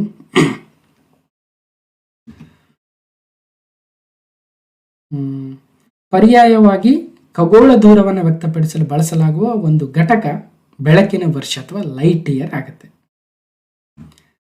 ಭೌತಶಾಸ್ತ್ರದಲ್ಲಿ 2019 ನೊಬೆಲ್ ಪ್ರಶಸ್ತಿಯನ್ನು ಯಾವ ಕ್ಷೇತ್ರದಲ್ಲಿ ಕಂಡುಹಿಡಿದಿದ್ದಕ್ಕಾಗಿ ಕೇಳಲಾಗಿದೆ ಅಂತ 2019 CRDR ಅಲ್ಲಿ ಕೇಳಿದ್ರು. ಸೊ ಅವಾಗ ಕಾಸ್ಮಾಲಜಿ ಇತ್ತು. ಬಟ್ ಇವತ್ತು ಕ್ವಾಂಟಮ್ ಇನ್ಫಾರ್ಮೇಷನ್ ಕ್ಷೇತ್ರದಲ್ಲಿನ ಸಂಶೋಧನೆಗಾಗಿ ಈ ವರ್ಷದ 2022 ನೊಬೆಲ್ ಅವಾರ್ಡ್ ಕೊಟ್ಟಿದ್ದಾರೆ ಫಿಸಿಕ್ಸ್ಗೆ. ಅದೇ ಥರ ನೊಬೆಲ್ ಅವಾರ್ಡ್ಸ್ ಯಾವ್ದಾವುದು ಕ್ಷೇತ್ರದ ಸಾಧನೆಗೆ ಕೊಟ್ಟಿದ್ದಾರೆ. ಸಾಹಿತ್ಯ ಕ್ಷೇತ್ರ ನೊಬೆಲ್ ಯಾರಿಗೆ ಕೊಟ್ಟಿದ್ದಾರೆ, ಅರ್ಥಶಾಸ್ತ್ರದ ಯಾರಿಗೆ ಕೊಟ್ಟಿದ್ದಾರೆ ಅಲ್ವಾ, ಶಾಂತಿ ಪ್ರಶಸ್ತಿ ಯಾರಿಗೆ ಕೊಟ್ಟಿದ್ದಾರೆ, ಅದೆಲ್ಲವನ್ನ ಕರೆಂಟ್ ಅಫೇರ್ಸ್ ಅಲ್ಲಿ ನೀವು ಆಲ್ರೆಡಿ ಕವರ್ ಮಾಡಿರ್ತೀನಿ, ಹೋಗಿ ನೋಡಿರ್ಬೇಕು. Already note ಮಾಡ್ಕೊಂಡಿರ್ತೀರಿ. ಅದನ್ನು ಕೂಡ ಒಂದಿನ ಎಕ್ಸಾಮ್ಗೆ ಹೋಗಕ್ಕೆ ಮುಂಚೆ ಒಂದಿನ ಹಿಂದೆ ನೋಡ್ಕೊಂಡು ಹೋಗ್ಬೇಕು. ಕೆಳಗಿನವುಗಳಲ್ಲಿ ಯಾವುದೋ ಒಂದು ಸಂವೇದನಾ ಅಂಗ ಆಗಿರುವುದಿಲ್ಲ.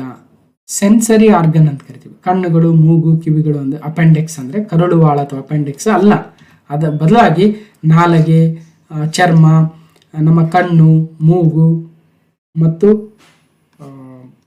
ಕಿವಿ ಇವೆಲ್ಲವೂ 5 ಸೆನ್ಸ್ ಆರ್ಗನ್ಸ್ ಅಂತ ಕರಿತೀವಿ ಅಲ್ವಾ. ಸಂವೇದನಾಂಗಗಳು 5 ಇದಾವೆ. ಗಾಳಿಯ ವೇಗವನ್ನು ಅಳೆಯುವ ಉಪಕರಣವನ್ನ ಅನಿಮೋಮೀಟರ್ ಅಂತೀವಿ. ಸ್ಪೀಡ್ ಆಫ್ ವಿಂಡ್ ಸ್ಪೀಡ್, ಗಾಳಿಯ ವೇಗ ಬೇರೆ, ಗಾಳಿಯ ಒತ್ತಡ ಬೇರೆ. ಸೊ ಹೀಗೆ ವಾತಾವರಣದ ಒತ್ತಡವನ್ನು ಅಳತಕ್ಕಂಥ ಬೇರೆ ಬೇರೆ ಇನ್ಸ್ಟ್ರೂಮೆಂಟ್ಸ್ ಇದೆ, ಉಪಕರಣಗಳನ್ನು ಕೇಳ್ತಾ ಹೋಗ್ತಾರೆ. ಅನಿಮೋಮೀಟರ್ ಅನ್ನೋದು ವೆರಿ ಇಂಪಾರ್ಟೆಂಟ್. ಅನಿಮೋಮೀಟರು ಸೊ ಒಂದು ಏರ್ ಪ್ರೆಷರ್ ಅಥವಾ ವಿಂಡ್ ಪ್ರೆಷರನ್ನು ಅಲ್ಲ, ವಿಂಡ್ ಸ್ಪೀಡನ್ನು, correct, wind speed. Barometer wind pressure. Wind pressure ಯಾವುದು? ಬ್ಯಾರೋಮೀಟ್ರು. Wind speed anemometer. ಸ್ವಲ್ಪ ಇದನ್ನು ಸಹಿತ ಅವಾಗವಾಗ ರಿಪೀಟ್ ಮಾಡ್ಕೊಳ್ತಾನೆ ಇರ್ಬೇಕು, ಇಲ್ಲಾಂದ್ರೆ ಯಾವುದಕ್ಕೆ ಯಾವುದು ಅನ್ನೋದು ಮರೆತು ಹೋಗುತ್ತೆ. So wind speed anemometer, wind pressure barometer. Humidity ಎಷ್ಟಿದೆ ವಿಂಡಲ್ಲಿ, ಗಾಳಿಯಲ್ಲಿ ಅಂದ್ರೆ ಹೈಡ್ರೋಮೀಟರ್. ಅಂದ್ರೆ ಗಾಳಿಯ ವೇಗವನ್ನ ಅನಿಮೋಮೀಟರ್, ಗಾಳಿಯ ಒತ್ತಡವನ್ನ ಬ್ಯಾರೋಮೀಟರ್, ಗಾಳಿಯಲ್ಲಿರ್ತಕ್ಕಂಥ ತೇವಾಂಶವನ್ನ ಹೈಡ್ರೋಮೀಟರ್, ಗಾಳಿಯ ದಿಕ್ಕನ್ನ ವೆದರ್ ವಿಂಡ್ ವೇನ್ ಅಂತೆ. ಸೊ ಅದರಿಂದ ಕಂಡುಹಿಡ್ತೀವಿ. ಮತ್ತು ಮಳೆ ಎಷ್ಟಾಗಿದೆ ಅನ್ನೋದನ್ನ ರೇನ್ ಗಾಜ್ ಇಂದ, ಎಷ್ಟು ಉಷ್ಣತೆ ಇದೆ ಅನ್ನೋದನ್ನ ಥರ್ಮೋಮೀಟರ್ ಇಂದ ಅಲ್ವಾ. ಸೊ ಒಂದಷ್ಟು ತಿಳ್ಕೋಬೇಕು. ಯಾವ ಗ್ರಹವು ಕೆಂಪು ಗ್ರಹ ಎಂದು ಕೂಡ ಕರೆಯಲ್ಪಡುತ್ತದೆ? ಗುರುಗ್ರಹ, ಮಂಗಳ, ಬುಧ, ಶುಕ್ರ ಅಂದ್ರೆ ಮಾರ್ಸ್ ಅಥವಾ ಮಂಗಳ ಗ್ರಹವನ್ನ ರೆಡ್ ಪ್ಲಾನೆಟ್ ಅಥವಾ ಕೆಂಪು ಗ್ರಹ ಅಂತ ಕರಿತೀವಿ. So Mars is the red planet. So ಇನ್ನು ಯಾವ್ಯಾವ ಗ್ರಹಗಳಿದಾವೆ, ಅವುಗಳ ವಿಶೇಷತೆ ಏನು ಅಲ್ವಾ. ಸೊ ಮರ್ಕ್ಯೂರಿ ಅಂದ್ರೆ ಬುಧ, ವೀನಸ್ ಅಲ್ವಾ ಶುಕ್ರ, ಅರ್ತ್ ಭೂಮಿ, ಮಾರ್ಸ್ ಮಂಗಳ, ಜುಪಿಟರ್ ಅಂದರೆ ಗುರು, ಸಟರ್ನ್ ಅಂದರೆ ಶನಿ, ಯುರೇನಸ್ ಮತ್ತು ನೆಪ್ಚೂನ್ಗಳು. ಇದೊಂದು ಸ್ವಲ್ಪ ಕನ್ನಡದಲ್ಲಿ ನೆನ್ಪಿಡ್ಬೋದು, ಇಂಗ್ಲೀಷಲ್ಲಿ ನೆನ್ಪಿಡಂಗಿದ್ರೆ ನಿಮ್ಮ ಇದು ಅನುಕೂಲ. ಓಕೆ, ಕೆಲವೊಂದ್ಸಲ ಯಾವುದು ಇಂಗ್ಲೀಷಲ್ಲಿ ಮರ್ಕ್ಯೂರಿ ಅಂದರೆ ಬುಧನೋ ಶುಕ್ರನೋ ಕನ್ಫ್ಯೂಸ್ ಆಗ್ಬಿಡುತ್ತೆ ಸ್ವಲ್ಪ. ಇಲ್ಲಾಂದ್ರೆ ಒಂದು ಲ್ಯಾಂಗ್ವೇಜಲ್ಲಿ ನೆನ್ಪಿಟ್ರೆ ಬೆಸ್ಟ್. ಓಕೆ, ಸೊ ಬುಧ, ಶುಕ್ರ, ಭೂಮಿ, ಮಂಗಳ, ಗುರು, ಶನಿ, ಯುರೇನಸ್, ನೆಪ್ಚೂನ್. ಅತಿ ದೊಡ್ಡ ಗ್ರಹ ಜುಪಿಟರು, ಅತಿ ಚಿಕ್ಕದು ಮರ್ಕ್ಯೂರಿ, ಸೂರ್ಯನಿಗೆ ಅತಿ ಹತ್ತಿರದಲ್ಲಿ ಮರ್ಕ್ಯೂರಿ, ಅತಿ ದೂರದಲ್ಲಿ ನೆಪ್ಚೂನು. ಮತ್ತು ದೂರ ಹೋದಂತೆಲ್ಲ ಅದು ಸೂರ್ಯನನ್ನು ಒಂದು ಸುತ್ತು ಹಾಕಲು ತೆಗೆದುಕೊಳ್ತಕ್ಕಂಥ ಸಮಯ ಕೂಡ ಹೆಚ್ಚಾಗುತ್ತೆ ಅಲ್ವಾ. ಆಸ್ಟ್ರಾಯ್ಡ್ ಬೆಲ್ಟ್ ಎಲ್ಲಿ ಬರುತ್ತೆ ಅಂದ್ರೆ ಜುಪಿಟರ್ ಮತ್ತು ಮಾರ್ಸ್ಗಳ ಮಧ್ಯದಲ್ಲಿ ಬರುತ್ತೆ ಅಲ್ವಾ. ಈಗ ಮಾರ್ಸ್ ಅನ್ನ ನಾವೇನಂತ ಕರೆದ್ವಿ, ರೈಟ್, ಮಾರ್ಸ್ ಅಥವಾ ಮಂಗಳ ಗ್ರಹವನ್ನ ಕೆಂಪು ಗ್ರಹ ಅಂತ ಕರೆದ್ವಿ. ಈ ರೀತಿಯಾಗಿರ್ತಕ್ಕಂಥ ವಿಶೇಷತೆ ಇರತಕ್ಕಂಥವನ್ನ ಒಂದಷ್ಟು ನೆನ್ಪಿಡ್ಬೇಕಾಗುತ್ತೆ. ಹಿಂದೆ ಪ್ಲುಟೋ ಅಂತಕ್ಕಂಥ ಒಂದು ಗ್ರಹವೂ ಕೂಡ ಇತ್ತು. ಅದನ್ನ ನಂತರ ಇಲ್ಲ, ಅದೊಂದು ಫುಲ್ ಗ್ರಹದ ಫೀಚರ್ಸ್ ಏನು ಇಲ್ಲ, ಹಾಗಾಗಿ ಅದನ್ನ ಸೌರಮಂಡಲದಿಂದ ತೆಗೆದುಹಾಕಿದ್ರು 2006ರಲ್ಲಿ. ಓಕೆ, ಆವಾಗ 9 ಗ್ರಹಗಳಿದ್ವು. ನಾವು ಓದ್ಬೇಕಾದ್ರೆ 9 ಗ್ರಹಗಳಿದ್ವು. ನಂತರ ಬರ್ತಾ ಬರ್ತಾ ಅದೇನಾಯ್ತು, 8 ಗ್ರಹ ಆಗಿದ್ದಾವೆ. ನೋಡೋಣ ಅವುಗಳ ವಿಶೇಷತೆ ನೋಡಿ. ಸ್ಮಾಲೆಸ್ಟ್ ಪ್ಲಾನೆಟ್ ಅಂದ್ರೆ ಯಾವುದು, ಮರ್ಕ್ಯೂರಿ ಅಥವಾ ಬುಧ ಗ್ರಹ, ಬಹಳ ಚಿಕ್ಕದು. ಇನ್ನು ಜುಪಿಟರ್ ಗೊತ್ತಿದ್ದಿದೆ, ಬಹಳ ದೊಡ್ಡದು. ಇನ್ನೇನು ವಿಶೇಷತೆ ಅಂದ್ರೆ ಅಟ್ಮಾಸ್ಫಿಯರ್ ಅನ್ನು ಹೊಂದಿರತಕ್ಕಂಥ, ವಾತಾವರಣವನ್ನು ಹೊಂದಿರತಕ್ಕಂಥದ್ದು, ನಮ್ಮ ಲಿಕ್ವಿಡ್ ವಾಟರ್ ಅನ್ನು ಹೊಂದಿರತಕ್ಕಂಥದ್ದು, ಮತ್ತು ಸನ್ನಿಂದ ಬಹಳ ಸೇಫೆಸ್ಟ್ ದೂರದಲ್ಲಿ ಇರ್ತಕ್ಕಂಥದ್ದು ನಮ್ಮ ಭೂಮಿ ಆಗುತ್ತೆ. ಇನ್ನು 4ನೇ ಒಂದು ಗ್ರಹ ಮಾರ್ಸ್, ಅದನ್ನ ರೆಡ್ ಪ್ಲಾನೆಟ್ ಅಂತ ಕೂಡ ಕರಿತೀವಿ. ಹೀಗೆ ಜುಪಿಟರು ಬಹಳ ದೊಡ್ಡ ಗ್ರಹ, ಜೈಂಟ್ ಪ್ಲಾನೆಟ್ ಅಂತೀವಿ ಅಲ್ವಾ. ಜುಪಿಟರು ಬಹಳ largest planet in the solar system. ಅದೇ ಥರ ಸೊ ನೆಕ್ಸ್ಟು ಶನಿ ಗ್ರಹವು ಕೂಡ 2ನೇ ಅತ್ಯಂತ ದೊಡ್ಡ ಗ್ರಹವು ಮತ್ತು 6ನೇ ಗ್ರಹ ದೂರದಿಂದ ನೋಡಿದರೆ ಇದನ್ನ ಗ್ಯಾಸ್ ಅಥವಾ ಇದು ಅನಿಲ ಗ್ರಹ ಅಂತ ಕೂಡ ಕರಿತೀವಿ. ಹೀಗೆ ಒಂದಷ್ಟು ವಿಶೇಷತೆ ಏನೇನಿರ್ತಾವೆ ಅವೆಲ್ಲವನ್ನ ನೋಟ್ ಮಾಡ್ಕೊಂಡಿರ್ಬೇಕು. ಎಕ್ಸಾಮ್ಗೆ ಹಿಂದಿನ ದಿನ ರಿವೈಸ್ ಮಾಡ್ಕೊಂಡು ಹೋಗ್ಬೇಕು. ಕೆಳಗಿನ ಬಲಗಳಲ್ಲಿ ಯಾವುದು ಗಾಳಿಯು ಸಾಮಾನ್ಯ ಪಥದಿಂದ ವಿಚಲನಗೊಳ್ಳಲು ಕಾರಣೀಭೂತವಾಗುತ್ತದೆ? ಗಾಳಿ ನೇರವಾಗಿ ಹೋಗೋದಲ್ಲದೆ ಒಂದ್ ಕಡೆ ವಾಲುತ್ತಂತೆ. ಸೊ ಅದಕ್ಕೆ ಕಾರಣ ಏನು? Which of the following force is responsible for the deflection of wind from normal path? Okay, so ಕಾರಣ ಜನರಲ್ ಆಗಿ ಕೋರಿಯಾಲಿಸಿಸ್ ಎಫೆಕ್ಟ್ ಅಥವಾ ಕೋರಿಯಾಲಿಸಿಸ್ ಪರಿಣಾಮ ಅಂತ ಕರಿತೀವಿ. ಇದು ಯಾವುದಕ್ಕೆ ಸಂಬಂಧಿಸಿದೆ ಅಂದರೆ ಗಾಳಿ ನಮ್ಮ ಉತ್ತರಾರ್ಧಗೋಳದಲ್ಲಿ ಏನಾಗುತ್ತೆ ಮತ್ತು ದಕ್ಷಿಣಾರ್ಧಗೋಳದಲ್ಲಿ ಏನಾಗುತ್ತೆ. ಇದಕ್ಕೆ ಕಾರಣ ಅಂದರೆ ನಮ್ಮ ಅರ್ಥನ ರೊಟೇಷನ್, ನಮ್ಮ ಭೂಮಿಯ ರೊಟೇಷನ್ ಆಗೋದು. ಏನಂತೀವಿ? ರೊಟೇಷನ್ ರೆವಲ್ಯೂಷನ್ ಅಂತೀವಲ್ವ. ತನ್ನ ಅಕ್ಷದ ಮೇಲೆ ಭ್ರಮಣೆಯನ್ನು ಸುತ್ತೋದನ್ನು ತನ್ನ ಅಕ್ಷದ ಮೇಲೆ ಸುತ್ತೋದನ್ನು ರೊಟೇಷನ್ ಅಂತೀವಿ. ಸೂರ್ಯನ ಸುತ್ತೋದನ್ನು ರೆವಲ್ಯೂಷನ್ ಅಂತೀವಿ ಅಲ್ವಾ. ಹೀಗೆ ತನ್ನ ಅಕ್ಷದ ಸುತ್ತಲೂ ಸುತ್ತೋದ್ರಿಂದ ಮೂವಿಂಗ್ ಪಾರ್ಟಿಕಲ್ಸು, ಅದು ಗಾಳಿ ಆಗಿರ್ಬೋದು ಯಾವುದೇ ಆಗಿರ್ಬೋದು, ಉತ್ತರಾರ್ಧ ಗೋಳದಲ್ಲಿ ಅದು ಬಲಕ್ಕೆ ತಿರುಗುತ್ತಂತೆ. ಏನು ಬಲಕ್ಕೆ ತಿರುಗುತ್ತದೆ? ಎಲ್ಲಿ? ನಾರ್ದರ್ನ್ ಹೆಮಿಸ್ಫಿಯರ್ ಅಲ್ಲಿ. ಅದೇ ದಕ್ಷಿಣಾರ್ಧ ಗೋಳದಲ್ಲಿ ಎಡಕ್ಕೆ ತಿರುಗುತ್ತದೆ. ಅಷ್ಟೇ ಇರೋದು.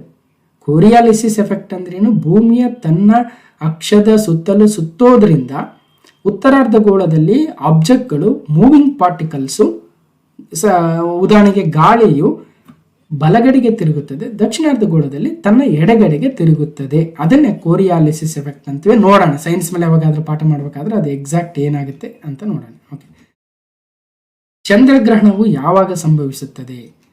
So when earth is between sun and moon ಅಂತೀವಿ.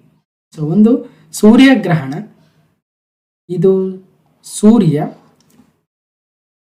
ಇದು ಚಂದ್ರ, ಇದು ಭೂಮಿ. ಸೂರ್ಯ ಮತ್ತು ಭೂಮಿಗಳ ನಡುವೆ ಚಂದ್ರ ಬಂದಾಗ ಸೂರ್ಯಗ್ರಹಣ, ಸೋಲಾರ್ ಎಕ್ಲಿಪ್ಸ್. ಅಥವಾ ಸೂರ್ಯ ಮತ್ತು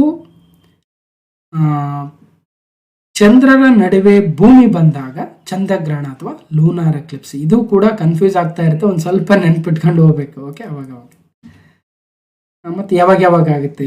ಸೂರ್ಯಗ್ರಹಣವು ಅಮಾವಾಸ್ಯೆ ಸಂದರ್ಭದಲ್ಲಿ, ಚಂದ್ರಗ್ರಹಣವು ಹುಣ್ಣಿಮೆಯ ಸಂದರ್ಭದಲ್ಲಿ ಆಗುತ್ತೆ. ಕರೆಕ್ಟ್. ಸಸ್ಯಗಳು ಇವಾಗಿವೆ. ಪ್ಲಾಂಟ್ಸ್ ಸ್ವಪೋಷಕಗಳು, ಪರಾವಲಂಬಿಗಳು, ಡಿಟಿರೋಟ್ರಾನ್ಸ್ ಮತ್ತು ಮೀಟೆರಿಯೋಟ್ರೋಪ್ಸ್ ಅಂತ ಕೊಟ್ಟಿದ್ದಾರೆ. ಸ್ವಪೋಷಕಗಳೇ ಅಂದ್ರೆ ಆಟೋಟ್ರೋಪ್ಸ್ ಅಂದ್ರೆ ಏನರ್ಥ? ತಮ್ಮ ಆಹಾರವನ್ನು ತಾವೇ ತಯಾರಿಸ್ಕೊಳ್ತಕ್ಕಂಥ ಜೀವಿಗಳನ್ನ ಸ್ವಪೋಷಕಗಳು ಅಥವಾ ಆಟೋಟ್ರೋಪ್ಸ್ ಅಂತ ಕರಿತೀವಿ. ಓಕೆ, ಅದೇ ಹೆಟೆರೋಟ್ರೋಪ್ಸ್ ಅಂದ್ರೆ ಈಗ ನಾವುಗಳು ನಮ್ಮ ಆಹಾರವನ್ನು ನಾವೇ ತಯಾರಿಸ್ಕೊಳ್ಳೋದಿಲ್ಲ, ಬದಲಾಗಿ ಸಸ್ಯಗಳಿಂದ, ಪ್ರಾಣಿಗಳಿಂದ ನಾವು ಆಹಾರವನ್ನು ತೆಗೆದುಕೊಳ್ತೀವಿ.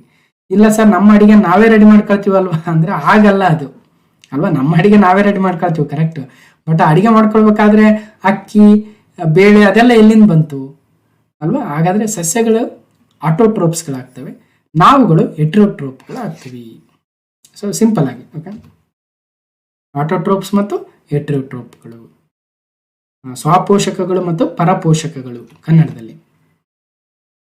ಸಸ್ಯಗಳ ಎಲೆಗಳು ಈ ಹೆಸರಿನ ಹಸಿರು ವರ್ಣದ್ರವ್ಯವನ್ನ ಹೊಂದಿರುತ್ತವೆ. Green pigment. ಸಸ್ಯಗಳು ತಮ್ಮ ಆಹಾರವನ್ನು ತಾವೇ ತಯಾರಿಸ್ಕೊಳ್ಬೇಕಾದ್ರೆ ಒಂದು ಪಿಗ್ಮೆಂಟು ಬಹಳ ಇಂಪಾರ್ಟೆಂಟ್ ವರ್ಣದ್ರವ್ಯ, ಅದನ್ನು ನಾವು ಕ್ಲೋರೋಫಿಲ್ ಅಂತೀವಿ. ಸಸ್ಯಗಳಲ್ಲಿ ಕಂಡು ಬರುತ್ತೆ ಕ್ಲೋರೋಫಿಲ್. ಹೀಗೆ ಇದು ದ್ಯುತಿ ಸಂಶ್ಲೇಷಣಾ ಕ್ರಿಯೆ ಅಥವಾ ಫೋಟೋಸಿಂಥಸಿಸ್ ಅಲ್ಲಿ ಬಹಳ ಅನುಕೂಲ ಆಗುತ್ತೆ. ದ್ಯುತಿ ಸಂಶ್ಲೇಷಣಾ ಕ್ರಿಯೆಯು ಸಸ್ಯಗಳು ಸೂರ್ಯನ ಬೆಳಕನ್ನ, ನೀರು, ಇಂಗಾಲದ ಡೈಆಕ್ಸೈಡ್ ಅನ್ನ ಬಳಸಿಕೊಂಡು ಸಕ್ಕರೆಯ ರೂಪದಲ್ಲಿ ಶಕ್ತಿಯನ್ನ ಸೃಷ್ಟಿಸಿಕೊಳ್ಳುವ ಮೂಲಕ ಆ ಒಂದು ಪ್ರೋಸೆಸ್ ಅಲ್ಲಿ ಆಮ್ಲಜನಕವನ್ನ ಬಿಡುಗಡೆ ಮಾಡ್ತವೆ. ಸೊ ಇಂತಹ ಒಂದು ಪ್ರೋಸೆಸ್ ಅನ್ನ ದ್ಯುತಿ ಸಂಶ್ಲೇಷಣಾ ಕ್ರಿಯೆ ಅಂತೀವಿ ಅಲ್ವಾ. ಸೊ ಇದಕ್ಕೆ ಕಾರಣ ಅವುಗಳಲ್ಲಿರ್ತಕ್ಕಂಥ ಕ್ಲೋರೋಫಿಲ್ಗಳು ಅನ್ನೋದು ನೆನ್ಪಿಡ್ಬೇಕು. ಸೊ ಕ್ಲೋರೋಫಿಲ್ಗಳು ಈ ಒಂದು ಪ್ರೋಸೆಸ್ಗೆ ಸಹಾಯವಾಗಿ ಮಾಡ್ತವೆ. ಅವು ಎಲ್ಲಿರ್ತವೆ ಅಂದ್ರೆ ಎಲೆಗಳಲ್ಲಿ ಇರುತ್ತೆ.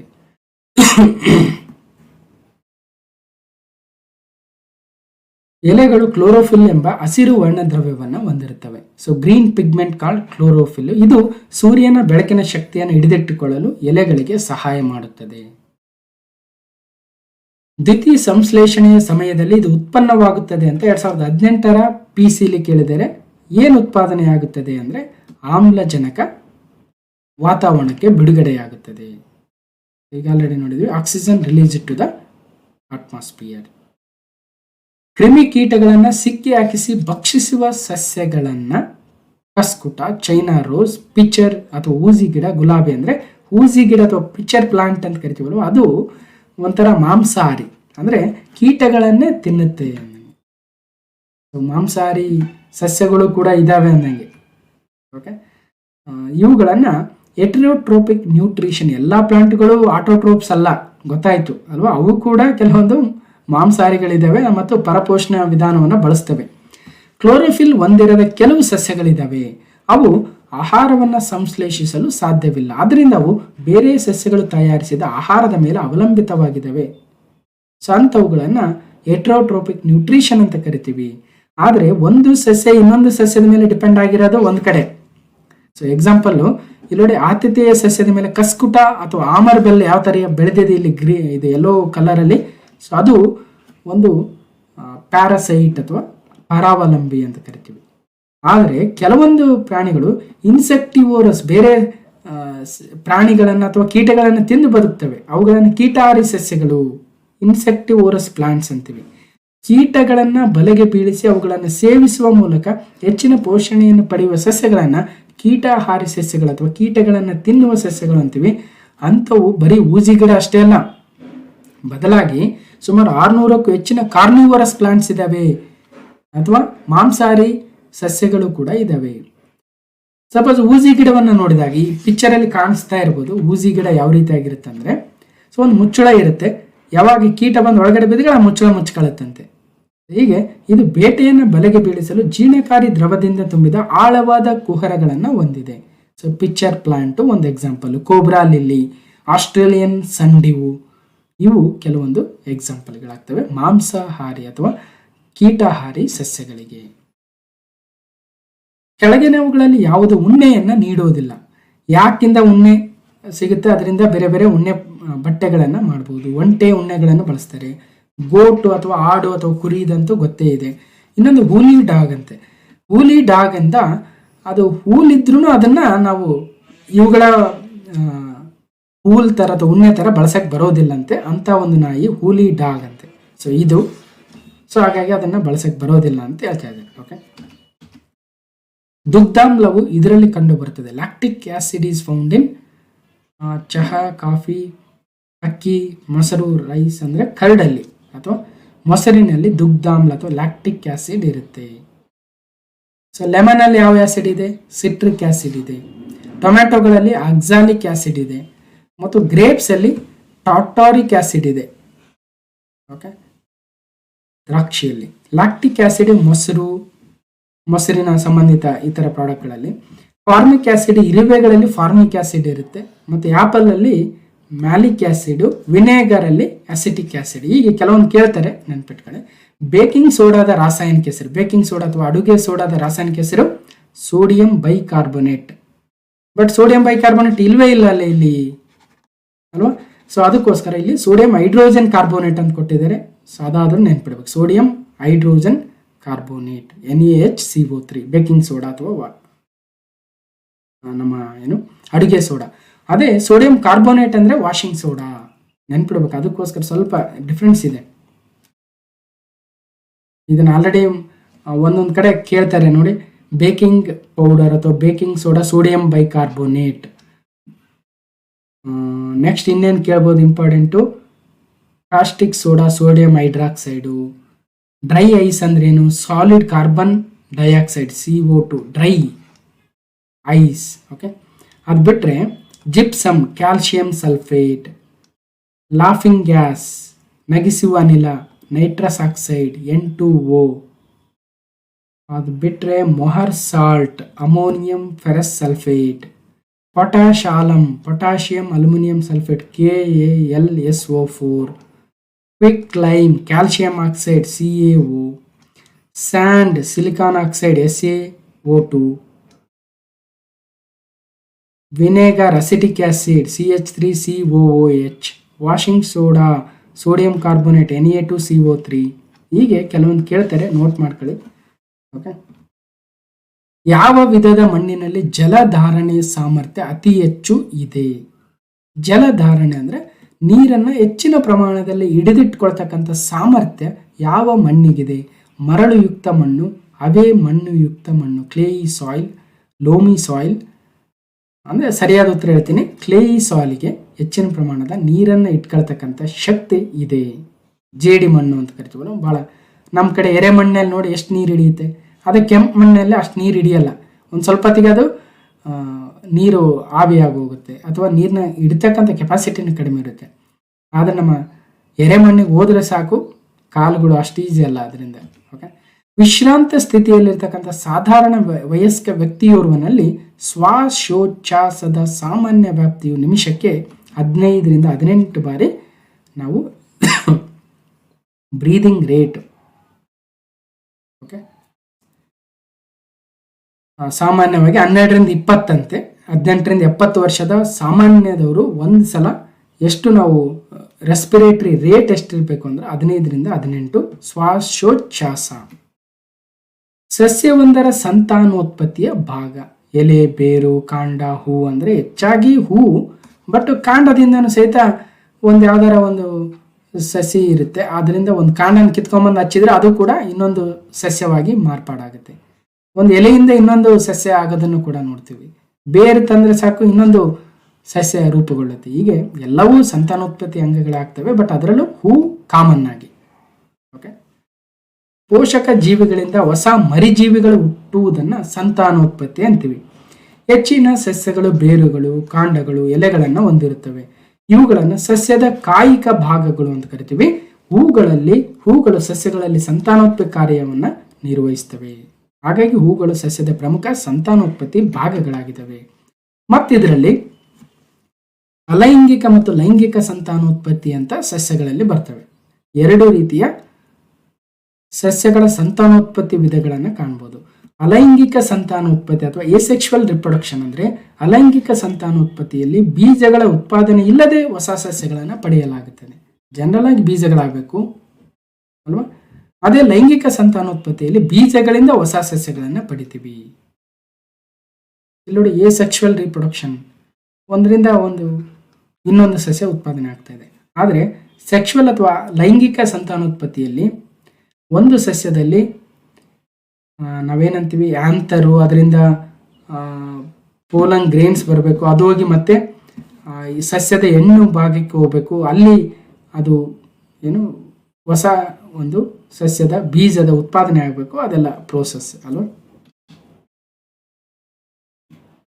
ಇದರಲ್ಲಿ ನೋಡೋದಾದ್ರೆ ಇಲ್ಲೇನಿರುತ್ತೆ, ಇದನ್ನ ಪರಾಗಕೋಶ ಅಂತೀವಿ ಅಲ್ವಾ.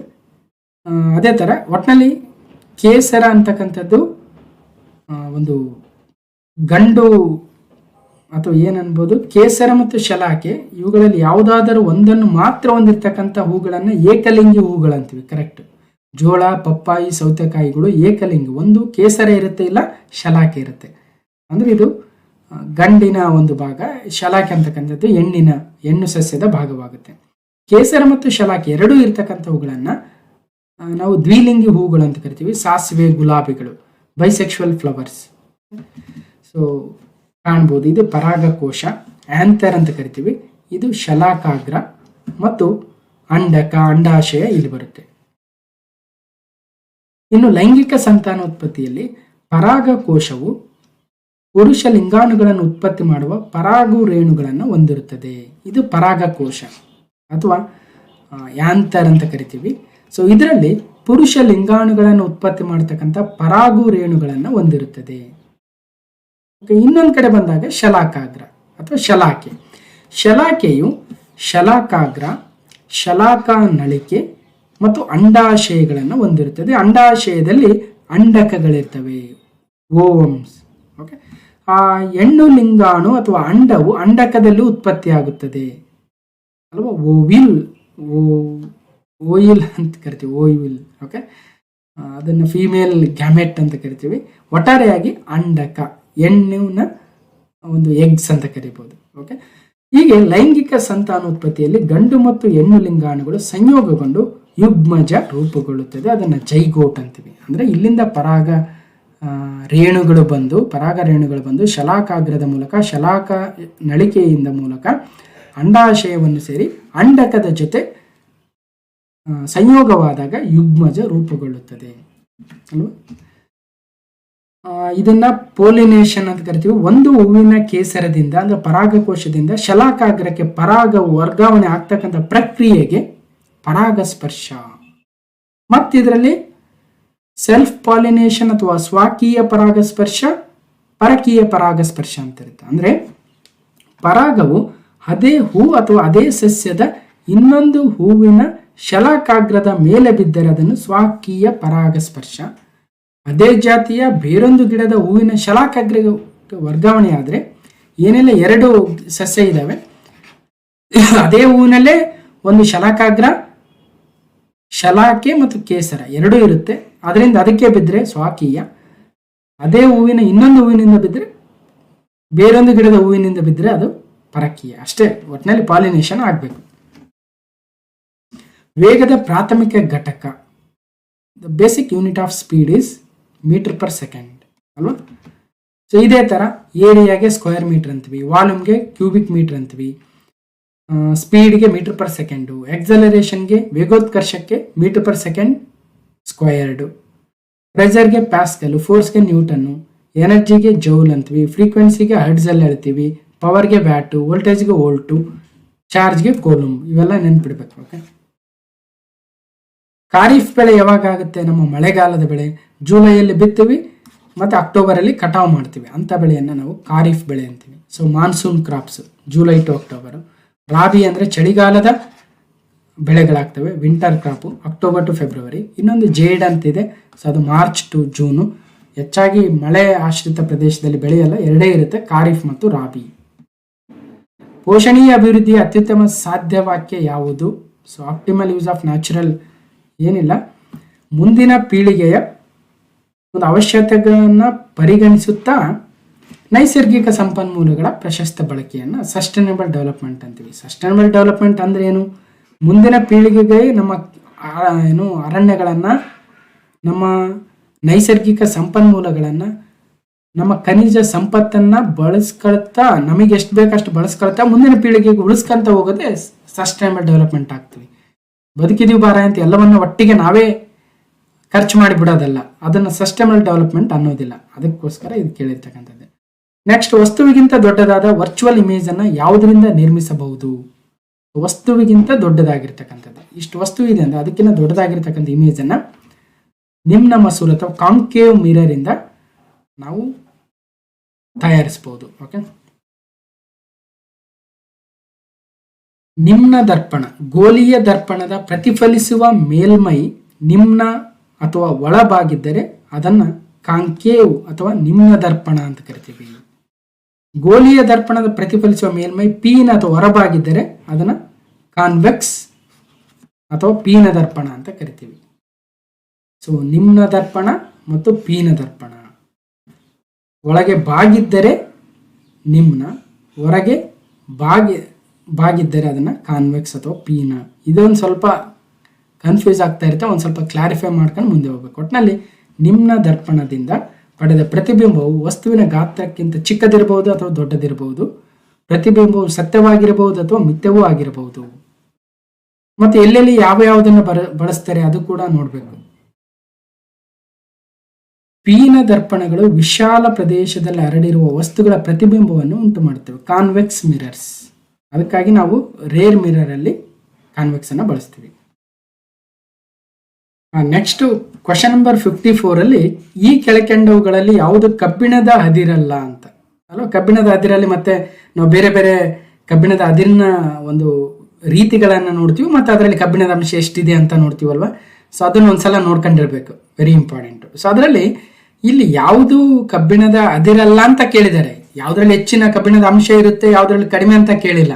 ಸೊ ಹಾಗಾಗಿ ಸರಿಯಾದ ಉತ್ತರ ಮೆಲಕೈಟ್ ಅನ್ನೋದು ಕಬ್ಬಿಣದ ಅದಿರಲ್ಲ, ಬದಲಾಗಿ ಎಮಟೈಟು, ಲಿಮೋನೈಟ್ ಮತ್ತು ಮ್ಯಾಗ್ನೆಟೈಟ್ಗಳು ಕಬ್ಬಿಣದ ಅದಿರ ಆಗ್ತವೆ. ಓಕೆ, ಸೊ ಐರನ್ ಓರ್ಸ್ ಯಾವ್ಯಾವ ಅಂದರೆ ಎಮಟೈಟು, ಮ್ಯಾಗ್ನೆಟೈಟು, ಸೈಡರೈಟು, ಐರನ್ ಪೈರೇಟು, ಲಿಮೋನೈಟ್ ಅಂತ ಬೇರೆ ಬೇರೆ ಬರ್ತವೆ. ಅದರ ಒಂದು ಕಾಂಪೋಸಿಷನ್ ಕೂಡ ಇಲ್ಲಿ ಕೊಟ್ಟಿದ್ದಾರೆ. ಇಲ್ಲಿ ಎಷ್ಟು ಪರ್ಸೆಂಟೇಜ್ ಆಫ್ ಐರನ್ ಇದೆ ಅನ್ನೋದು ಇಂಪಾರ್ಟೆಂಟ್. ಸೊ ಎಮಟೈಟಲ್ಲಿ ಅತಿ ಹೆಚ್ಚಿನ ಒಂದು 70% ಇರುತ್ತೆ. ಅದಕ್ಕಿಂತಲೂ ಹೆಚ್ಚು ಅಂದರೆ ಮ್ಯಾಗ್ನೆಟೈಟಲ್ಲಿ 72.4% ಆಫ್ ದ ಐರನ್ ಇರುತ್ತೆ ಅಂತಕ್ಕಂಥದ್ದು ಅಲ್ವಾ. ಸೊ ಹೀಗಾಗಿ ಒಂಚೂರು ಗಮನಿಸಬೇಕು ಯಾವುದ್ಯಾವುದು ಎಷ್ಟೆಷ್ಟು ಪರ್ಸೆಂಟೇಜ್ ಮತ್ತು ಯಾವುವು ಕಬ್ಬಿಣದ ಓರ್ಸ್ ಆಗ್ತವೆ ಅಥವಾ ಅದಿರುಗಳಾಗ್ತವೆ. ಈಗ ನೋಡಿ ಅಲ್ಯೂಮಿನಿಯಮಲ್ಲೂ ಒಂದಷ್ಟು ಬೇರೆ ಬೇರೆ ಟೈಪ್ ಇದ್ದಾವೆ. ಅದೇ ಥರ ಕಾಪರಲ್ಲೂ ಕೂಡ ಇದೆ, ತಾಮ್ರ ಮತ್ತು ಕಬ್ಬಿಣ ಇವುಗಳೆಲ್ಲ ನೋಡ್ಕೊಳ್ಳಿ. ಸೊ ಗೋಧಿ ಯಾವ ಒಂದು ಕಾಲದ ಬೆಳೆ? ಖಾರಿಫ್ ಬೆಳೆನ, ರಾಬಿ ಬೆಳೆನ, ಜಾಯ್ಡ್ ಬೆಳೆನ, ಮೇಲಿನ ಎಲ್ಲವನ್ನ. ಗೋಧಿಯನ್ನ ಜನರಲ್ ಆಗಿ ಚಳಿಗಾಲದಲ್ಲಿ ಬೆಳಿತಾರೆ. ಚಳಿಗಾಲದ ಬೆಳೆಗಳನ್ನು ನಾವು ರಾಬಿ ಕ್ರಾಪ್ಸ್ ಅಂತೀವಿ ಅಲ್ವಾ. ಸ್ವಲ್ಪ ಮಳೆಗಾಲದ ಬೆಳೆಗಳನ್ನು ನಾವು ಖಾರಿಫ್ ಕ್ರಾಪ್ಸ್ ಅಂತೀವಿ. ಭತ್ತ, ಮೆಕ್ಕೆಜೋಳ, ಸಜ್ಜೆ, ನಮ್ಮ ಮಾಮೂಲಿ ಜೋಳ ನಮ್ಮ ಕಡೆ ಏನು ಬೆಳಿತಾರೆ ಅವೆಲ್ಲವೂ ಮಳೆಗಾಲದ ಬೆಳೆಗಳಾಗ್ತವೆ. ಇನ್ನು ರಾಬಿ ಕ್ರಾಪ್ಸ್ ಅಥವಾ ಚಳಿಗಾಲದ ಬೆಳೆಗಳಂದ್ರೆ ಗೋಧಿ, ಬಾರ್ಲಿ, ಪೀಸು, ಗ್ರಾಮ್ದಾಲು ಅಂದರೆ ನಮ್ಮ ಕಡಲೆ ಅಲ್ವಾ. ಅವೆಲ್ಲವೂ ಚಳಿಗಾಲದ ಬೆಳೆಗಳು. ಕೆಳಕಂಡವುಗಳಲ್ಲಿ ಯಾವುದು ದೀರ್ಘಾವಧಿ ಬೆಳೆ? ಲಾಂಗ್ ಡ್ಯೂರೇಷನ್ ಕ್ರಾಪ್ ಅಂದ್ರೆ ಭತ್ತ, ಸಾಸಿವೆ, ಗೋಧಿ, ಕಬ್ಬು ಅಂದ್ರೆ ಶುಗರ್ ಕೇನ್ ಅಥವಾ ಕಬ್ಬು ಒಂದು ದೀರ್ಘಾವಧಿ ಬೆಳೆಯಾಗಿದೆ. ಕೆಂಪು ಗ್ರಹ ಎಂದು ಯಾವುದಕ್ಕೆ ಕರೆಯುತ್ತಾರೆ? ಈಗ ಆಲ್ರೆಡಿ ನೋಡಿದ್ವಿ, ಮಂಗಳ ಗ್ರಹವನ್ನ ಕೆಂಪು ಗ್ರಹ, 4ನೇ ಗ್ರಹ ಸೂರ್ಯನಿಂದ, ಮತ್ತು ರೆಡ್ ಪ್ಲಾನೆಟು, ಇದು 2 ಚಂದ್ರನನ್ನು ಹೊಂದಿದೆ, ಫೋಬೋಸ್ ಮತ್ತು ಡಿಮೋಸ್ ಅಂತ. ಹೀಗೆ ಪ್ರತಿಯೊಂದು ಗ್ರಹದ ವಿಶೇಷತೆಗಳನ್ನು ತಿಳ್ಕೊಂಡಿರ್ಬೇಕು ಮತ್ತು ಅದನ್ನು ಎಕ್ಸಾಮ್ ಮುಂಚೆ ರಿವೈಸ್ ಮಾಡ್ಕೊಂಡು ಹೋಗಿ. ಭೂಮಿಯು ತನ್ನ ಅಕ್ಷದ ಸುತ್ತ ಸುತ್ತುವುದನ್ನು ಅಕ್ಷಭ್ರಮಣ, ಪರಿಭ್ರಮಣ, ಭೂಪಥ ಅಂದರೆ ಪರಿಭ್ರಮಣ ಅಥವಾ ರೊಟೇಷನ್ ಅಂತೀವಿ. ರೊಟೇಷನ್ ಇಂಗ್ಲೀಷಲ್ಲಿ. ಸೂರ್ಯನ ಸುತ್ತ ಸುತ್ತುವುದನ್ನು ರೆವಲ್ಯೂಷನ್ ಅಂತೀವಿ ಅಲ್ವಾ. ಅದನ್ನು ಮೋಸ್ಟ್ಲಿ ಕನ್ನಡದಲ್ಲಿ ನೀವೇ ತಿಳ್ಕೊಳ್ಳಿ. ಮಣ್ಣಿನ ಬಗ್ಗೆ ವೈಜ್ಞಾನಿಕ ಅಧ್ಯಯನಕ್ಕೆ ಪೆಡಾಲಜಿ. ಕರೆಕ್ಟ್, ಪೆಡಾಲಜಿ ಮಣ್ಣಿನ ಬಗ್ಗೆ ಅಧ್ಯಯನ, pedology, study of soil formation. ಮಾನವ ಸಂಪನ್ಮೂಲ ಎಂದರೆ ಉತ್ಪಾದನೆಯಲ್ಲಿ ಸಕ್ರಿಯವಾಗಿ ಪಾಲ್ಗೊಳ್ಳುವ ಜನರು ಎಂದರ್ಥ. ಎಲೆಕ್ಟ್ರಿಕ್ ಬಲ್ಬ್ಗಳಲ್ಲಿ ಬಳಸುವ ಲೋಹ ಟಂಗ್ಸ್ಟನ್, ಆಲ್ರೆಡಿ ನೋಡಿದ್ವಿ ಟಂಗ್ಸ್ಟನ್. ಗ್ರಹಗಳ ಚಲನೆಯನ್ನು ಕಂಡುಹಿಡಿದ ವಿಜ್ಞಾನಿ Kepler. Johannes Kepler discovered the earth and planets travel around the sun in elliptical orbits. ತಮ್ಮದೇ ಆಗಿರ್ತಕ್ಕಂಥ ಒಂದು ಆರ್ಬಿಟ್ ಅಲ್ಲಿ ಸೂರ್ಯನನ್ನು ಸುತ್ತುತ್ತವೆ ಅಂತ ಕೆಪ್ಲರ್ ಕಂಡುಹಿಡ್ತಾನೆ, ಜೊಹನ್ನಸ್ ಕೆಪ್ಲರ್. LPGಯಲ್ಲಿ ಬಳಸುವ ವಾಸನೆಯುಕ್ತ ರಾಸಾಯನಿಕ ಯಾವುದು ಅಲ್ವಾ. LPG ಆಕ್ಚುಲಿ ಆರ್ಡರ್ಲೆಸ್ ಅಂದ್ರೆ ಅದಕ್ಕೆ ಯಾವುದೇ ಒಂದು ವಾಸನೆ ಇರೋದಿಲ್ಲ. ಅದಕ್ಕೋಸ್ಕರ ಅದು ಏನಾದರೂ ಲೀಕ್ ಆದರೆ ಗೊತ್ತಾಗಬೇಕಲ್ಲ ಅನ್ನೋ ಉದ್ದೇಶಕ್ಕೆ ಯಾವ ಒಂದು ರಾಸಾಯನಿಕವನ್ನು ಬಳಸುವ ಮೂಲಕ ಅದನ್ನು ವಾಸನೆಯುಕ್ತವಾಗಿ ಮಾಡ್ತಾರೆ ಅಂದರೆ ಈಥೈಲ್ ಮರ್ಕಪ್ಟೈನ್ ಅಲ್ವಾ. LPG is very dangerous. ಒಂದು ವೇಳೆ ಅದು ಲೀಕ್ ಆದರೆ ಸಾಕಷ್ಟು ಒಂದು ಎಕ್ಸ್ಪ್ಲೋಷನ್ಗೆ ಕಾರಣ ಆಗುತ್ತೆ. ಅದಕ್ಕೋಸ್ಕರ ಈಥೈಲ್ ಮರ್ಕಪ್ಟೈನನ್ನು ಆ ಗ್ಯಾಸ್ ಜೊತೆ ಸೇರಿಸೋ ಮೂಲಕ ಒಂದು ಸ್ಮೆಲ್ ಬರುತ್ತೆ. ಓಕೆ, ನಮಗೆ ಗ್ಯಾಸ್ ಲೀಕ್ ಆಗಿದೆ ಅಂತ ಗೊತ್ತಾಗುತ್ತಲ್ವ, ಅದು ಈಥೈಲ್ ಮರ್ಕಪ್ಟೈನ್.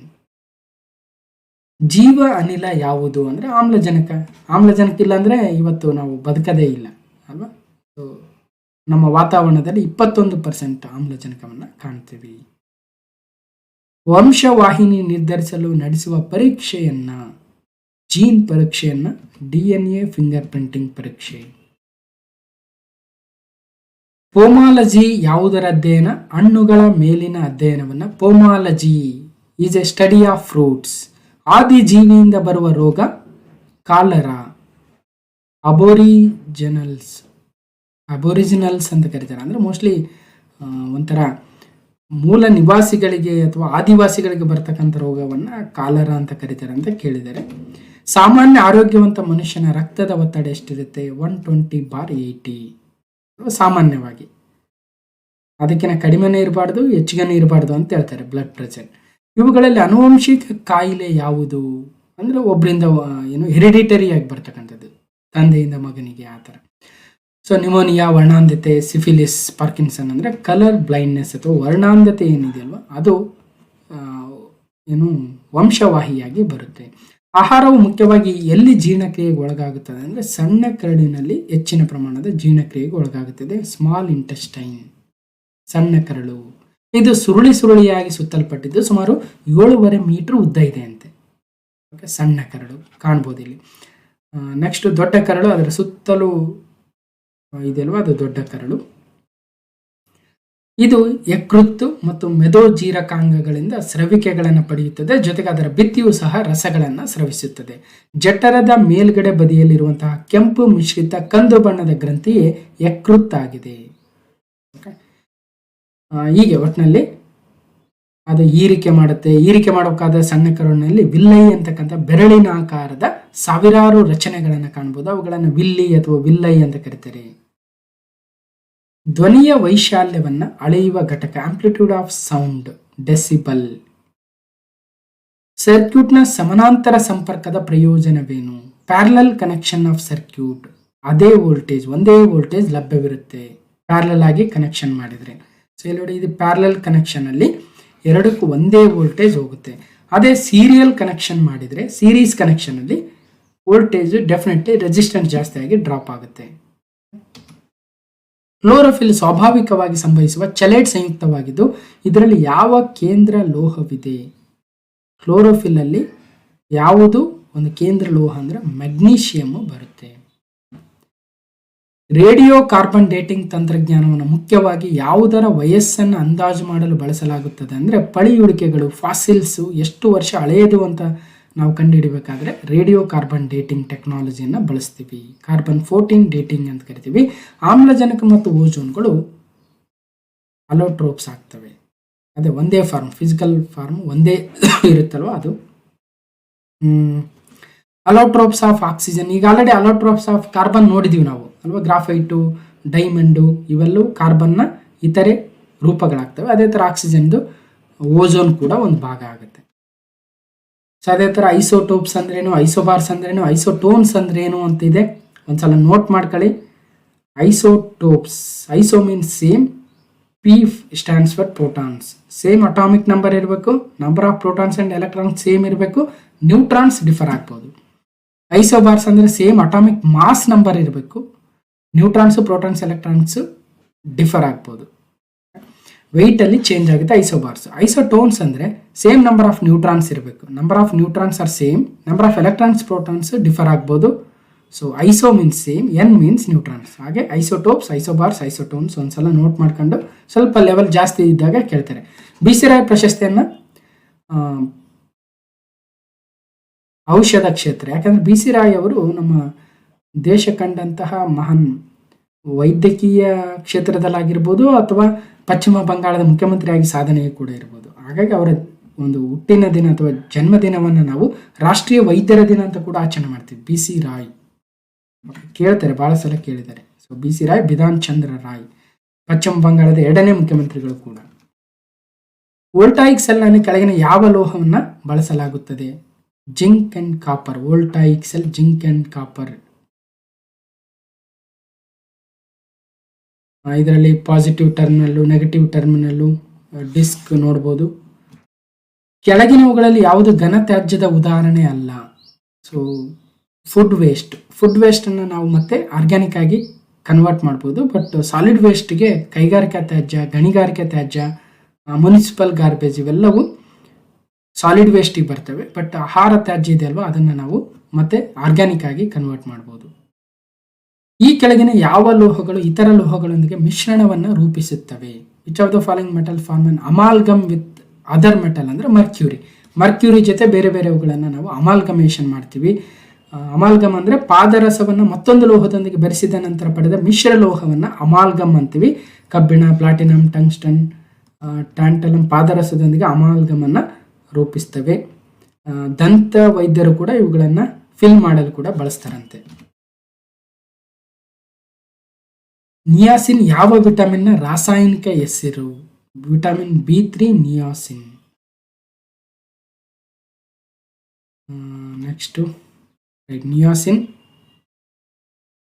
ಪೆಲಾಗ್ರಾ. ವಿಟಮಿನ್ B3 ಕೊರತೆಯಿಂದ ಪೆಲಾಗ್ರಾ ಬರುತ್ತೆ. ಅದರ ಸೋರ್ಸಸ್ ಯಾವ್ಯಾವ ಅಂತ ಕೊಟ್ಟಿದ್ದಾರೆ. ಬಾಹ್ಯಾಕಾಶದಲ್ಲಿರುವ ಗಗನಯಾತ್ರಿ ಆಕಾಶವನ್ನು ಹೀಗೆ ಗಮನಿಸುತ್ತಾನೆ ಅಂದರೆ ಕಪ್ಪು ಬಣ್ಣದಲ್ಲಿ ಗಮನಿಸ್ತಾನೆ. ಬಾಹ್ಯಾಕಾಶದಿಂದ ಆಕಾಶವನ್ನ ಗಗನಯಾತ್ರಿ ಆಸ್ಟ್ರೋನಾಟ್ ಕಪ್ಪಾಗಿ ಕಾಣಿಸುತ್ತೆ. ಅದಕ್ಕೆ ಬೇರೆ ಬೇರೆ ಸೂರ್ಯನ ಬೆಳಕಿನ ಚದುರುವಿಕೆ ಅಲ್ಲಿ ಇರೋದಿಲ್ಲ, ಹಾಗಾಗಿ ಅದು ಕಪ್ಪಾಗಿ ಕಾಣಿಸುತ್ತೆ. ನಮ್ಮ ಭೂಮಿ ಮೇಲೆ ಚದುರುವಿಕೆ ಇರೋದ್ರಿಂದ ಆಕಾಶದಲ್ಲಿ ನಮಗೆ ಒಂಥರ ಬ್ಲೂಯಿಶ್ ಆಗಿ ಕಾಣಿಸುತ್ತೆ. ನೆಕ್ಸ್ಟ್, ಕಬ್ಬಿಣವು ತುಕ್ಕು ಹಿಡಿಯೋದ್ರಿಂದ ಅದರ ತೂಕವು ಹೆಚ್ಚಾಗುತ್ತದೆ, ಸ್ಟಾರ್ಟಿಂಗ್ ಇನ್ಕ್ರೀಸ್ ಆಗುತ್ತೆ, ನಂತರ ದಿನಗಳಲ್ಲಿ ಕಬ್ಬಿಣ ತೂಕ ಇಡೋದ್ರಿಂದ ಅದರ ತೂಕ ಕಡಿಮೆ ಆಗುತ್ತೆ, ಸ್ಟಾರ್ಟಿಂಗಲ್ಲಿ ಹೆಚ್ಚಾಗುತ್ತೆ. ಹೀಗೆ ಆಮ್ಲಜನಕದೊಂದಿಗೆ ರಿಯಾಕ್ಷನ್ ಹೊಂದಿ ಅದು ಫೆರಸ್ ಆಕ್ಸೈಡ್ ಆಗಿ ತುಕ್ಕು ಹಿಡಿಯುತ್ತೆ ಅನ್ನೋದು ತೇವಾಂಶದಿಂದ.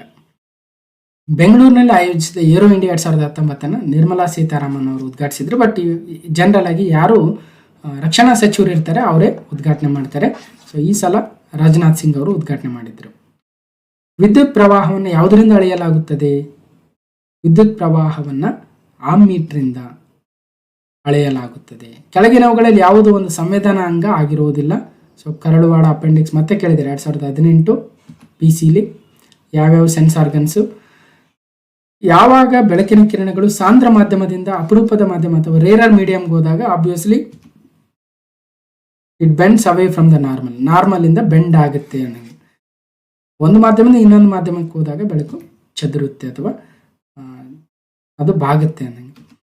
ಮಾನವ ದೇಹದಲ್ಲಿರುವ ಅತಿ ಚಿಕ್ಕ ಗ್ರಂಥಿ ಯಾವುದು? ಅತಿ ಚಿಕ್ಕ ಗ್ರಂಥಿ ಪಿನೈಲ್ ಗ್ಲ್ಯಾಂಡ್. ಪಿನಲ್ ಗ್ರಂಥಿ ಎಲ್ಲಿ? ಮೆದುಳಿನ ಭಾಗದಲ್ಲಿ ಕಂಡುಬರುತ್ತೆ. ಇದರ ಪಾತ್ರ ಏನು ಅಂತ, ಪೀನಲ್ ಗ್ರಂಥಿಯ ಪ್ರಮುಖ ಪಾತ್ರ ಅಂದರೆ ದೇಹದ ಲಯವನ್ನು ಸಮತೋಲನಗೊಳಿಸುವುದಂತೆ.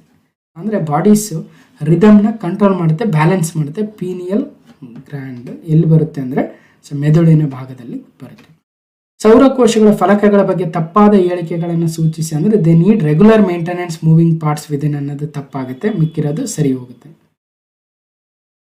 ಜೀವಕೋಶಗಳು ಜೀವನದ ಮೂಲಭೂತ ಘಟಕಗಳಾಗಿವೆ. ಕೆಳಗಿನವುಗಳಲ್ಲಿ ಯಾವುದು ಜೀವಕೋಶದಲ್ಲಿದೆ? ಸೊ ಎಲ್ಲವೂ ಇದಾವೆ ಜೀವಕೋಶದಲ್ಲಿ. ರೈಬೋಸೋಮ್ಸ್ ಇದಾವೆ, ಗಾಲ್ಗಿ ಆಪರೇಟಸ್, ಗಾಲ್ಗಿ ಸಂಕೀರ್ಣ ಅಂತೀವಲ್ವ ಅದು ಇದೆ, ಲೈಸೋಸೋಮ್ಸ್ ಇದಾವೆ. ಹಾಗಾಗಿ ನಾವು ಪ್ರಾಣಿ ಜೀವಕೋಶ ಮತ್ತು ಸಸ್ಯ ಜೀವಕೋಶಗಳನ್ನು ನೋಡಿದಾಗ ಪ್ರಾಣಿ ಜೀವಕೋಶದಲ್ಲಿ ಸೆಲ್ ವಾಲ್ ಇರುತ್ತೆ, ಕೋಶ ಭಿತ್ತಿಯನ್ನು ಕಾಣ್ತೀವಿ. ನಮ್ಮ ಜೀವಕೋಶದಲ್ಲಿ ಕೋಶ ಭಿತ್ತಿ ಇರುವುದಿಲ್ಲ ಅಂತೀವಿ. ಆದರೆ ಗಾಲ್ಗಿ ಸಂಕೀರ್ಣ, ಇನ್ನೊಂದು ಯಾವುದು ಹೇಳಿದ್ದಾರೆ ಲೈಸೋಜೋಮ್ಸು, ಇಲ್ಲಿ ಇದೆಯಾ? ಲೈಸೋಜೋಮ್ಸ್ ಕರೆಕ್ಟು. ಇನ್ನೊಂದು ಯಾವ್ದು ಹೇಳಿದ್ದಾರೆ ಗಾಲ್ಗಿ ರೈಬೋಜೋಮ್ಸು. ಇವೆಲ್ಲವುಗಳನ್ನು ನಮ್ಮ ರೈಬೋಜೋಮ್ ಕರೆಕ್ಟ್. ಓಕೆ, ಸೊ ಇವುಗಳನ್ನು ಕಾಣ್ಬೋದು. ಈವನ್ ಅವುಗಳನ್ನು ಸಸ್ಯದ ಜೀವಕೋಶಗಳಲ್ಲೂ ಕೂಡ ಕಾಣ್ಬೋದು. ಹೀಗೆ ಜೀವಕೋಶಗಳು ಇವುಗಳೆಲ್ಲವೂ ಮುಖ್ಯ ಭಾಗವೇ ಆಗಿದ್ದಾವೆ. ಈ ಕೆಳಗಿನವುಗಳಲ್ಲಿ ಯಾವುದು ವೈರಲ್ ರೋಗವಲ್ಲ? ಏಡ್ಸು, ಸಾರ್ಸ್, ಎಬೋಲಾ ಎಲ್ಲವೂ ವೈರಸ್ ರೋಗಗಳೇ ಅಲ್ವಾ? ಏಡ್ಸು, ಎಬೋಲಾ ಮತ್ತು ಸಾರ್ಸ್ ಇವೆಲ್ಲವೂ ವೈರಸ್ಸಿಂದ ಬರ್ತಕ್ಕಂಥ ರೋಗಗಳಾಗಿದ್ದಾವೆ. ಇಲ್ಲಿ ಕಾಮನ್ ಆಗಿ ಕೊಟ್ಟಿದ್ದೀನಿ ವೈರಲ್ ಡಿಸೀಸಸ್ ಯಾವ್ಯಾವು, ಕಾಮನ್ ವೈರಲ್ ಡಿಸೀಸಸ್ಸು ಮತ್ತು ಯಾವ್ಯಾವ ಬ್ಯಾಕ್ಟೀರಿಯಾದಿಂದ ಬರ್ತಕ್ಕಂಥ ರೋಗಗಳು ಒಂದ್ಸಲ ನೋಟ್ ಮಾಡ್ಕೊಂಡು ನೆನ್ಪಿಟ್ಕೊಳ್ಳಿ. ಓಕೆ, ಮನುಷ್ಯನ ದೇಹದಲ್ಲಿರುವ ಅತ್ಯಂತ ಉದ್ದದ ಮೂಳೆ ಅಗೇನ್ ಫೀಮರ್. ನಮ್ಮ ತೊಡೆಯ ಭಾಗದಲ್ಲಿರ್ತಕ್ಕಂಥ ಮೂಳೆ ಅತಿ ದೊಡ್ಡದಾಗಿರ್ತಕ್ಕಂಥ ಅತಿ ಉದ್ದವಾಗಿರ್ತಕ್ಕಂಥ ಮೂಳೆ.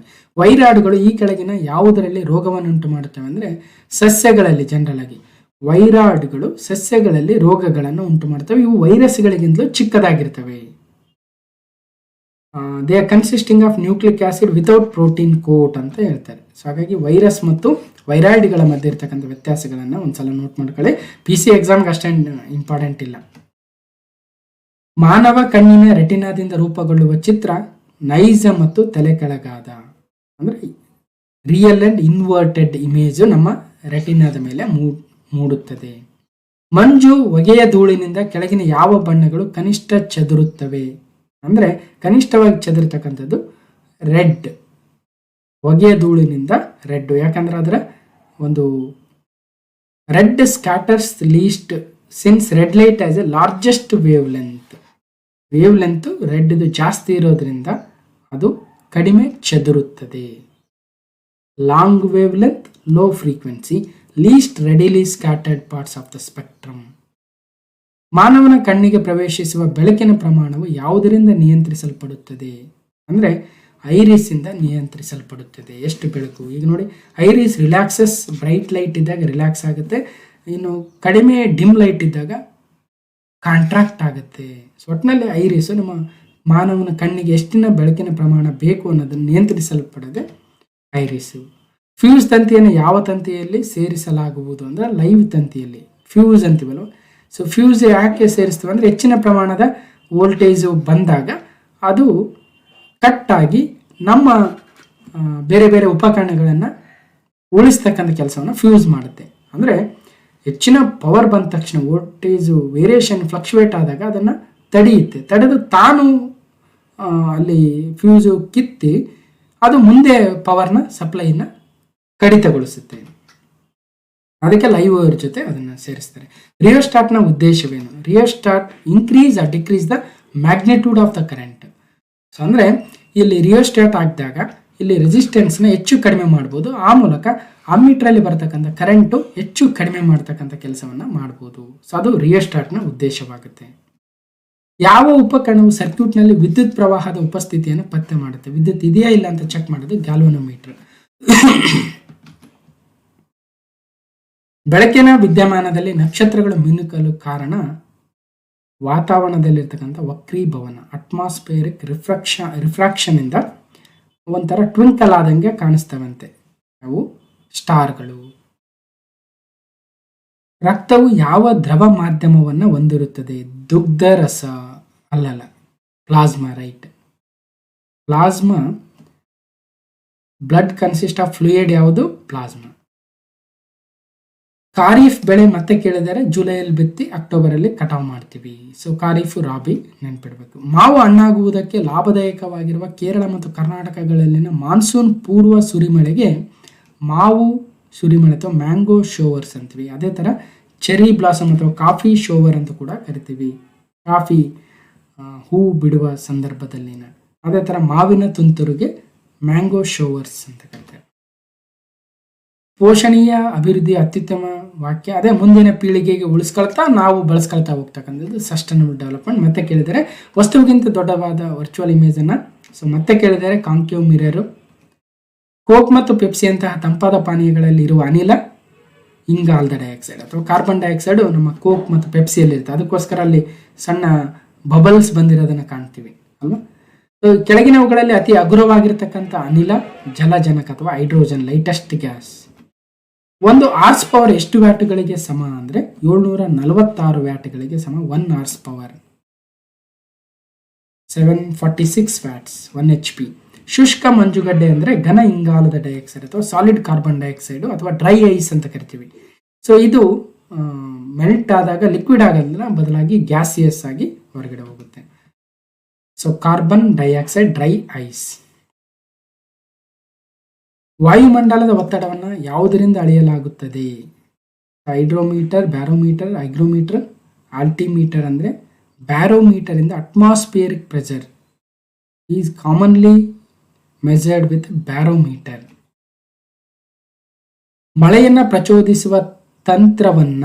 ಸೊ ಮೋಡ ಬಿತ್ತನೆ ಅಲ್ವಾ, ಮೋಡ ಬಿತ್ತನೆ, ಕ್ಲೌಡ್ ಸೀಡಿಂಗ್. ನೋಡೋಣ, ಇದು ಏನೋ ಮೋಡ ಬಿತ್ತನೆ ಮಾಡಿದ್ರೆ ಅವಾಗ ಸುದ್ದಿಗೆ ಬರುತ್ತೆ. ಸಿಲ್ವರ್ ಅಯೋಡೈಡು. ಕೆಳಗಿನವುಗಳನ್ನು ಹೊಂದಿಸಿ ಬರೆಯಿರಿ. ಸೊ 1ಕ್ಕೆ 4. ಉಷ್ಣವಾಹಕ ಯಾವುದು? ಸಿಲ್ವರು. ಒಳ್ಳೆ ಒಂದು ಹೀಟ್ ಟ್ರಾನ್ಸ್ಫರ್ ಆಗುತ್ತೆ.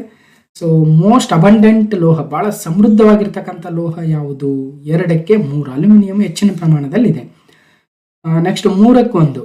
ಭಾಳ ನಮ್ಯ ಲೋಹ, ಮೋಸ್ಟ್ ಮೆಲ್ಲೆಬಲ್, ಹೆಂಗ್ ಬೇಕಂಗೆ ನಾವು ಚೇಂಜ್ ಮಾಡ್ಬೋದು. ಅದಕ್ಕೆ ಆಭರಣಗಳನ್ನು ಹೆಚ್ಚು ಮಾಡ್ತೀವಿ ಚಿನ್ನದಿಂದ. ಸೊ ಇನ್ನು ದುರ್ಬಲ ಉಷ್ಣವಾಹಕ ಸೀಸಾ.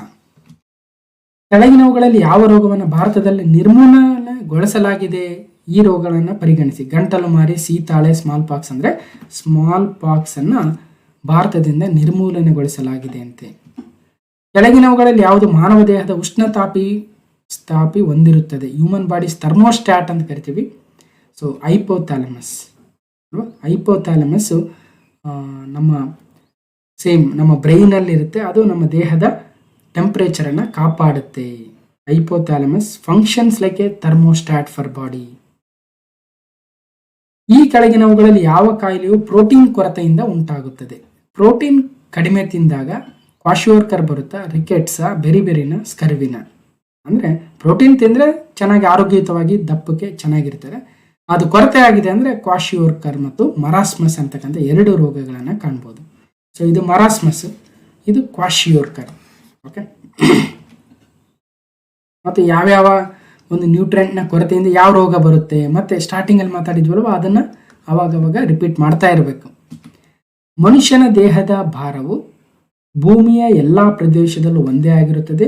ಧ್ರುವಗಳಲ್ಲಿ ಗರಿಷ್ಠವಾಗಿರುತ್ತದೆ, ಸಮಭಾಜಕದಲ್ಲಿ ಗರಿಷ್ಠವಾಗಿರುತ್ತದೆ. ಬಯಲಿಗಿಂತ ಪರ್ವತಗಳ ಮೇಲೆ ಜಾಸ್ತಿ ಆಗಿರುತ್ತದೆ. ಅಂದರೆ ಧ್ರುವಗಳಲ್ಲಿ ಗರಿಷ್ಠವಾಗಿರುತ್ತದೆ ಮತ್ತು ಸಮಭಾಜಕ ವೃತ್ತದಲ್ಲಿ ಕನಿಷ್ಠವಾಗಿರುತ್ತದೆ ಅನ್ನೋದನ್ನು ಕಂಪೇರ್ ಮಾಡಬೇಕು. ಕಂಪ್ಯಾರಿಟಿವ್ಲಿ ಸ್ವಲ್ಪ ಕಡಿಮೆ ಇರುತ್ತೆ ಸಮಭಾಜಕ ವೃತ್ತದಲ್ಲಿ. ನೋಡ್ಬೋದು, ಸಮಭಾಜಕ ವೃತ್ತದಲ್ಲಿ ಕಡಿಮೆ ತೂಕ ಇದ್ದರೆ ನಾವು ಪೋಲ್ ಕಡೆ, ಧ್ರುವ ಕಡೆ ಹೋದಂಗೆ ನಮ್ಮ ವೆಯ್ಟ್ ಜಾಸ್ತಿ ಆಗುತ್ತಂತೆ.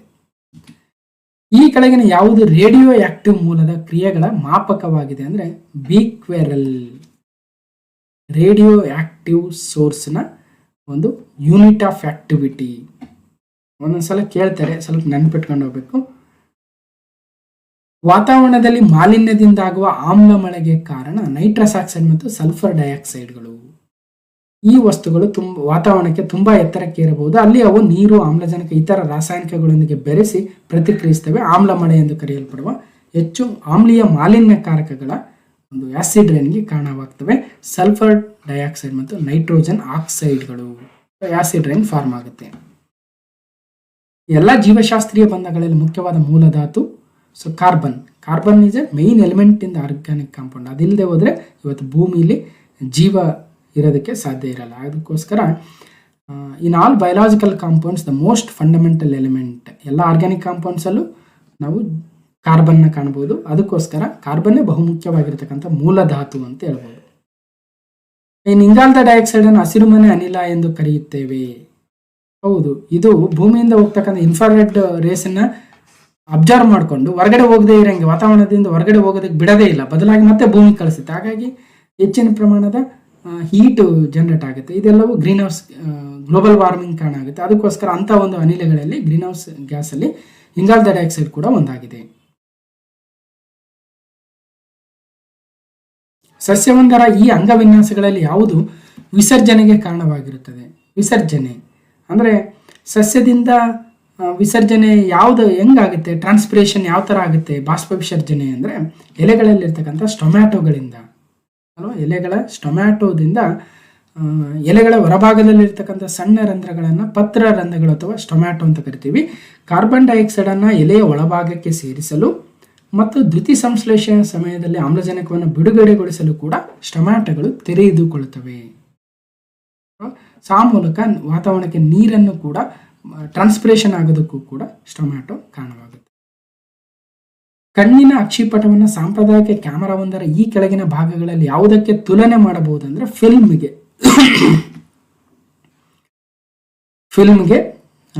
ನಾವು ಕಂಪೇರ್ ಮಾಡಬಹುದು. ಈ ಕಾರಣದಿಂದಾಗಿ ಭೂಖಂಡಗಳು ಬೇರೆ ಬೇರೆ ಆಗಿದ್ದಾವೆ ಅಂದರೆ ಟ್ಯಾಕ್ಟಾನಿಕ್ ಆಕ್ಟಿವಿಟೀಸ್ ಅಥವಾ ರಾಚನಿಕ ಕ್ರಿಯೆಗಳಿಂದ ನಮ್ಮ ಭೂಖಂಡಗಳು ಬೇರೆ ಬೇರೆ ಆಗಿದ್ದಾವೆ. ವಾತಾವರಣದಲ್ಲಿ ಅತ್ಯಂತ ಏರಳವಾಗಿ ಪ್ರಸ್ತುತವಾಗಿರ್ತಕ್ಕಂಥ ಅನಿಲ ಹೈಡ್ರೋಜನ್, ಜಲಜನಕ ಹೆಚ್ಚಿನ ಪ್ರಮಾಣದಲ್ಲಿದೆ. ಅಲ್ಲ, ಸಾರಜನಕ. ಕರೆಕ್ಟ್. ಸಾರಜನಕ ವಾತಾವರಣದಲ್ಲಿ ಭಾಳ ಪರ್ಸೆಂಟೇಜ್ ಇದೆ. ಇಂಗಾಲದ ಡೈಆಕ್ಸೈಡು ಮತ್ತು ಆಮ್ಲಜನಕಗಳು ಕಡಿಮೆ ಇದ್ದಾವೆ. ಎಷ್ಟಿದೆ? ಸುಮಾರು 76% ಇರಬೇಕು ಅಲ್ವಾ. ಸಾರಜನಕವೇ ಸರಿಯಾದ ಉತ್ತರ. ಸಾರಜನಕ ಕೊಟ್ಟಿದ್ದಾರೆ ಇಲ್ಲಿ ಅಂದರೆ ಇದೆಯಲ್ಲ. ಸೊ ಆಪ್ಷನ್ ಸಿ ಸರಿಯಾದ ಉತ್ತರ. ಕರೆಕ್ಟ್. 78% ನೈಟ್ರೋಜನ್ ಇದೆ. ಆಕ್ಸಿಜನ್ 21%. ಮಿನಿಮಾಟ ಎಂಬ ರೋಗ ಯಾವ ಲೋಹದಿಂದ ಬರುತ್ತೆ? ಮರ್ಕ್ಯುರಿಯಿಂದ. ಮಿನಿಮಾಟ ಅಲ್ವಾ. ಸಸ್ಯದ ಅಭಿವೃದ್ಧಿ ಮತ್ತು ಬೆಳವಣಿಗೆ ಮತ್ತು ಯೋಗಕ್ಷೇಮಕ್ಕೆ ಅಗತ್ಯವಾದ ಸೂಕ್ಷ್ಮ ಪೋಷಕಾಂಶ ಅಂದರೆ ಕ್ಲೋರಿನ್. ಇಲ್ಲಿ 2-3 ಥರದ್ದು ಬರುತ್ತೆ. ಮ್ಯಾಕ್ರೋ ನ್ಯೂಟ್ರಿಯೆಂಟ್ಸ್ ಅಂತ ಬರ್ತವೆ. ಮ್ಯಾಕ್ರೋ ಅಂದರೆ ಹೆಚ್ಚಿನ ಪ್ರಮಾಣದಲ್ಲಿ ಬೇಕು. ಈಗ ನೋಡಿ ಎಕ್ಸಾಂಪಲ್ಲು NPK ಹಾಕ್ತೀವಿ ಬೆಳೆಗಳಿಗೆ ಅಲ್ವಾ. NK potassium, phosphorus, nitrogen. ಅದೇ ಥರ ಮ್ಯಾಕ್ರೋ ನ್ಯೂಟ್ರಿಯೆಂಟ್ಸಲ್ಲಿ ಇನ್ಯಾವ ಬರ್ತವೆ? ಮ್ಯಾಗ್ನೀಷಿಯಮ್ಮು, ಕ್ಯಾಲ್ಶಿಯಮ್ಮು, ಸೊ ಇವು ಕೂಡ ಬರ್ತವಂತೆ. ಅದೇ ಥರ ಮೈಕ್ರೋ ನ್ಯೂಟ್ರಿಯೆಂಟ್ಸಲ್ಲಿ ಕ್ಲೋರಿನ್ನು, ಮೋಸ್ಟ್ಲಿ ಮ್ಯಾಂಗ್ನೀಸು, ಬೋರಾನು, ಒಂದು ಸ್ವಲ್ಪ ಜಿಂಕು, ಕಾಪರು, ಸೊ ಇವುಗಳನ್ನು ಕೂಡ ಸಣ್ಣ ಪ್ರಮಾಣದಲ್ಲಿ ಹಾಕ್ತೀವಿ. ಸೊ ಅವುಗಳನ್ನು ಮೈಕ್ರೋ ನ್ಯೂಟ್ರಿಯೆಂಟ್ಸ್. ಹೆಚ್ಚಿನ ಪ್ರಮಾಣದಲ್ಲಿ ಹಾಕೋದನ್ನು ಮ್ಯಾಕ್ರೋ ನ್ಯೂಟ್ರಿಯೆಂಟ್ಸ್ ಅಂತೀವಿ. ಮನುಷ್ಯನ ಹೃದಯವು ಡ್ಯಾಶ್ ಒಂದು ವ್ಯವಸ್ಥೆಯ ಭಾಗವಾಗಿದೆ ಅಂದರೆ ಒಂಥರ ಟ್ರಾನ್ಸ್ಪೋರ್ಟೇಷನ್ ಥರ ಕೆಲಸ ಮಾಡುತ್ತೆ ನಮ್ಮ ಹೃದಯ. ರಕ್ತದ ಸಂಚಾರವನ್ನು ಕಳಿಸೋದು ಮತ್ತು ಅಲ್ಲಿಗೆ ತರಿಸೋದು. ಸೊ ಈ ರೀತಿಯಾಗಿರ್ತಕ್ಕಂಥ ಕಾರ್ಯವನ್ನು ಖಾದ್ಯ ಶ್ರೇಣಿ ಅಥವಾ ಫುಡ್ ಚೈನಲ್ಲಿ ಹುಲ್ಲು ತಿನ್ನುವ ಪ್ರಾಣಿ ಜಾತಿಯನ್ನು ಡ್ಯಾಶ್ ಎಂದು ಕರೆಯಲಾಗುತ್ತದೆ ಅಂದರೆ ಪ್ರೈಮರಿ ಗ್ರಾಹಕರು, ಪ್ರೈಮರಿ ಕನ್ಸ್ಯೂಮರ್ಸ್. ಅವರೇ ಫಸ್ಟು. ಅವರು ಹುಲ್ಲನ್ನು ತಿಂತೇವೆ ಆ ಪ್ರಾಣಿಗಳು. ಸಪೋಸ್ ಗ್ರಾಸ್ ಆಪರ್ ತಗೊಂಡ್ರೆ ಅದನ್ನ ಕಪ್ಪೆ ತಿನ್ನುತ್ತೆ, ಕಪ್ಪೆನ ಹಾವು ತಿನ್ನುತ್ತೆ, ಹಾವನ್ನ ಹದ್ದು ತಿನ್ನುತ್ತೆ, ಹದ್ದು ಮತ್ತೆ ಸತ್ತು ಡಿಕಂಪೋಸ್ ಆಗಿ ಮತ್ತೆ ಇದೊಂದು ಸೈಕಲ್ ಫುಡ್ ಚೈನ್. ಯಾವ ಬ್ಲಡ್ ಗ್ರೂಪ್ ಅನ್ನ ಯೂನಿವರ್ಸಲ್ ಡೋನರ್ ಅಂತೀವಿ ಅಂದ್ರೆ ಓ ನೆಗೆಟಿವ್. ಯಾರಿಗೆ ಬೇಕಾದರೂ ಕೊಡ್ಬೋದು. ಕೆಳಗಿನ ಯಾವುದು ನವೀಕರಿಸಲಾಗದ ಶಕ್ತಿಯ ಮೂಲ? ಕಲ್ಲಿದ್ದಲು. ಕರೆಕ್ಟ್. ಕೋಲ್ ಎನರ್ಜಿ ಮತ್ತೆ ಮತ್ತೆ ನಾವು ರಿನ್ಯೂವಲ್ ಮಾಡಕ್ ಆಗೋದಿಲ್ಲ. ಸಕ್ಕರೆಯನ್ನು ಆಲ್ಕೋಹಾಲ್ ಆಗಿ ಪರಿವರ್ತಿಸುವ ಪ್ರಕ್ರಿಯೆಯನ್ನು ಎಂದು ಡ್ಯಾಶ್ ಎಂದು ಕರೆಯಲಾಗುತ್ತದೆ? ಫರ್ಮೆಂಟೇಷನ್. ಸಕ್ಕರೆಯನ್ನು ಆಲ್ಕೋಹಾಲ್ ಆಗಿ ಫರ್ಮೆಂಟೇಷನ್ ಮಾಡ್ತೀವಿ. ವಾಹನಗಳಲ್ಲಿ ಅಡ್ಡ ನೋಟ ಮತ್ತು ಹಿಂದಿನ ನೋಟಗಳಿಗೆ ಉಪಯೋಗಿಸುವ ಕನ್ನಡಿ ಕಾನ್ವೆಕ್ಸ್. ಕೆಳಗಿನ ಯಾವ ಜೋಡಿ ಸರಿಯಾಗಿ ಹೊಂದಾಣಿಕೆ ಆಗಿಲ್ಲ? ವಿಟಮಿನ್ ಸಿ, ವಿಟಮಿನ್ ಡಿ ತಪ್ಪಾಗಿರ್ಬೇಕು. ಕರೆಕ್ಟ್. ವಿಟಮಿನ್ ಡಿ ಇಂದ ರಿಕೆಟ್ಸ್, ಬಟ್ ಇಲ್ಲಿ ಪೆಲಾಗ್ರಾ ಅಂತ ಕೊಟ್ಟಿದ್ದಾರೆ. ಅದು ವಿಟಮಿನ್ B3 ಇಂದ ಪೆಲಾಗ್ರಾ. ಸೊ ಇದನ್ನು ಒಂದ್ಸಲ ನೋಟ್ ಮಾಡ್ಕೊಂಡು ಹೋಗ್ಬೇಕು. ಕೆಳಗಿನ ಯಾವುದು ವೈರಸ್ನಿಂದ ಆಗುವ ರೋಗವಲ್ಲ? ವೈರಸ್ನಿಂದ ಟೈಫಾಯ್ಡ್. ಟೈಫಾಯ್ಡ್ ಒಂದು ಬ್ಯಾಕ್ಟೀರಿಯಲ್, ಸಾಲ್ಮೊನೆಲ್ಲಾ ಬ್ಯಾಕ್ಟೀರಿಯಾದಿಂದ ಬರುತ್ತಲ್ವ. ಮಾನವ ದೇಹದ ಸಾಮಾನ್ಯ ಉಷ್ಣತೆ ಎಷ್ಟು ಅಂದರೆ 98.4 ಫ್ಯಾರನ್ಹೀಟ್, 37.2 ಸೆಂಟಿಗ್ರೇಡ್. ಬ್ಯಾಟರಿಗಳಲ್ಲಿ ಕೆಳಗಿನ ಯಾವ ಆಮ್ಲ ಹೆಚ್ಚಾಗಿ ಬಳಸ್ತಾರೆ? H2SO4, sulphuric acid.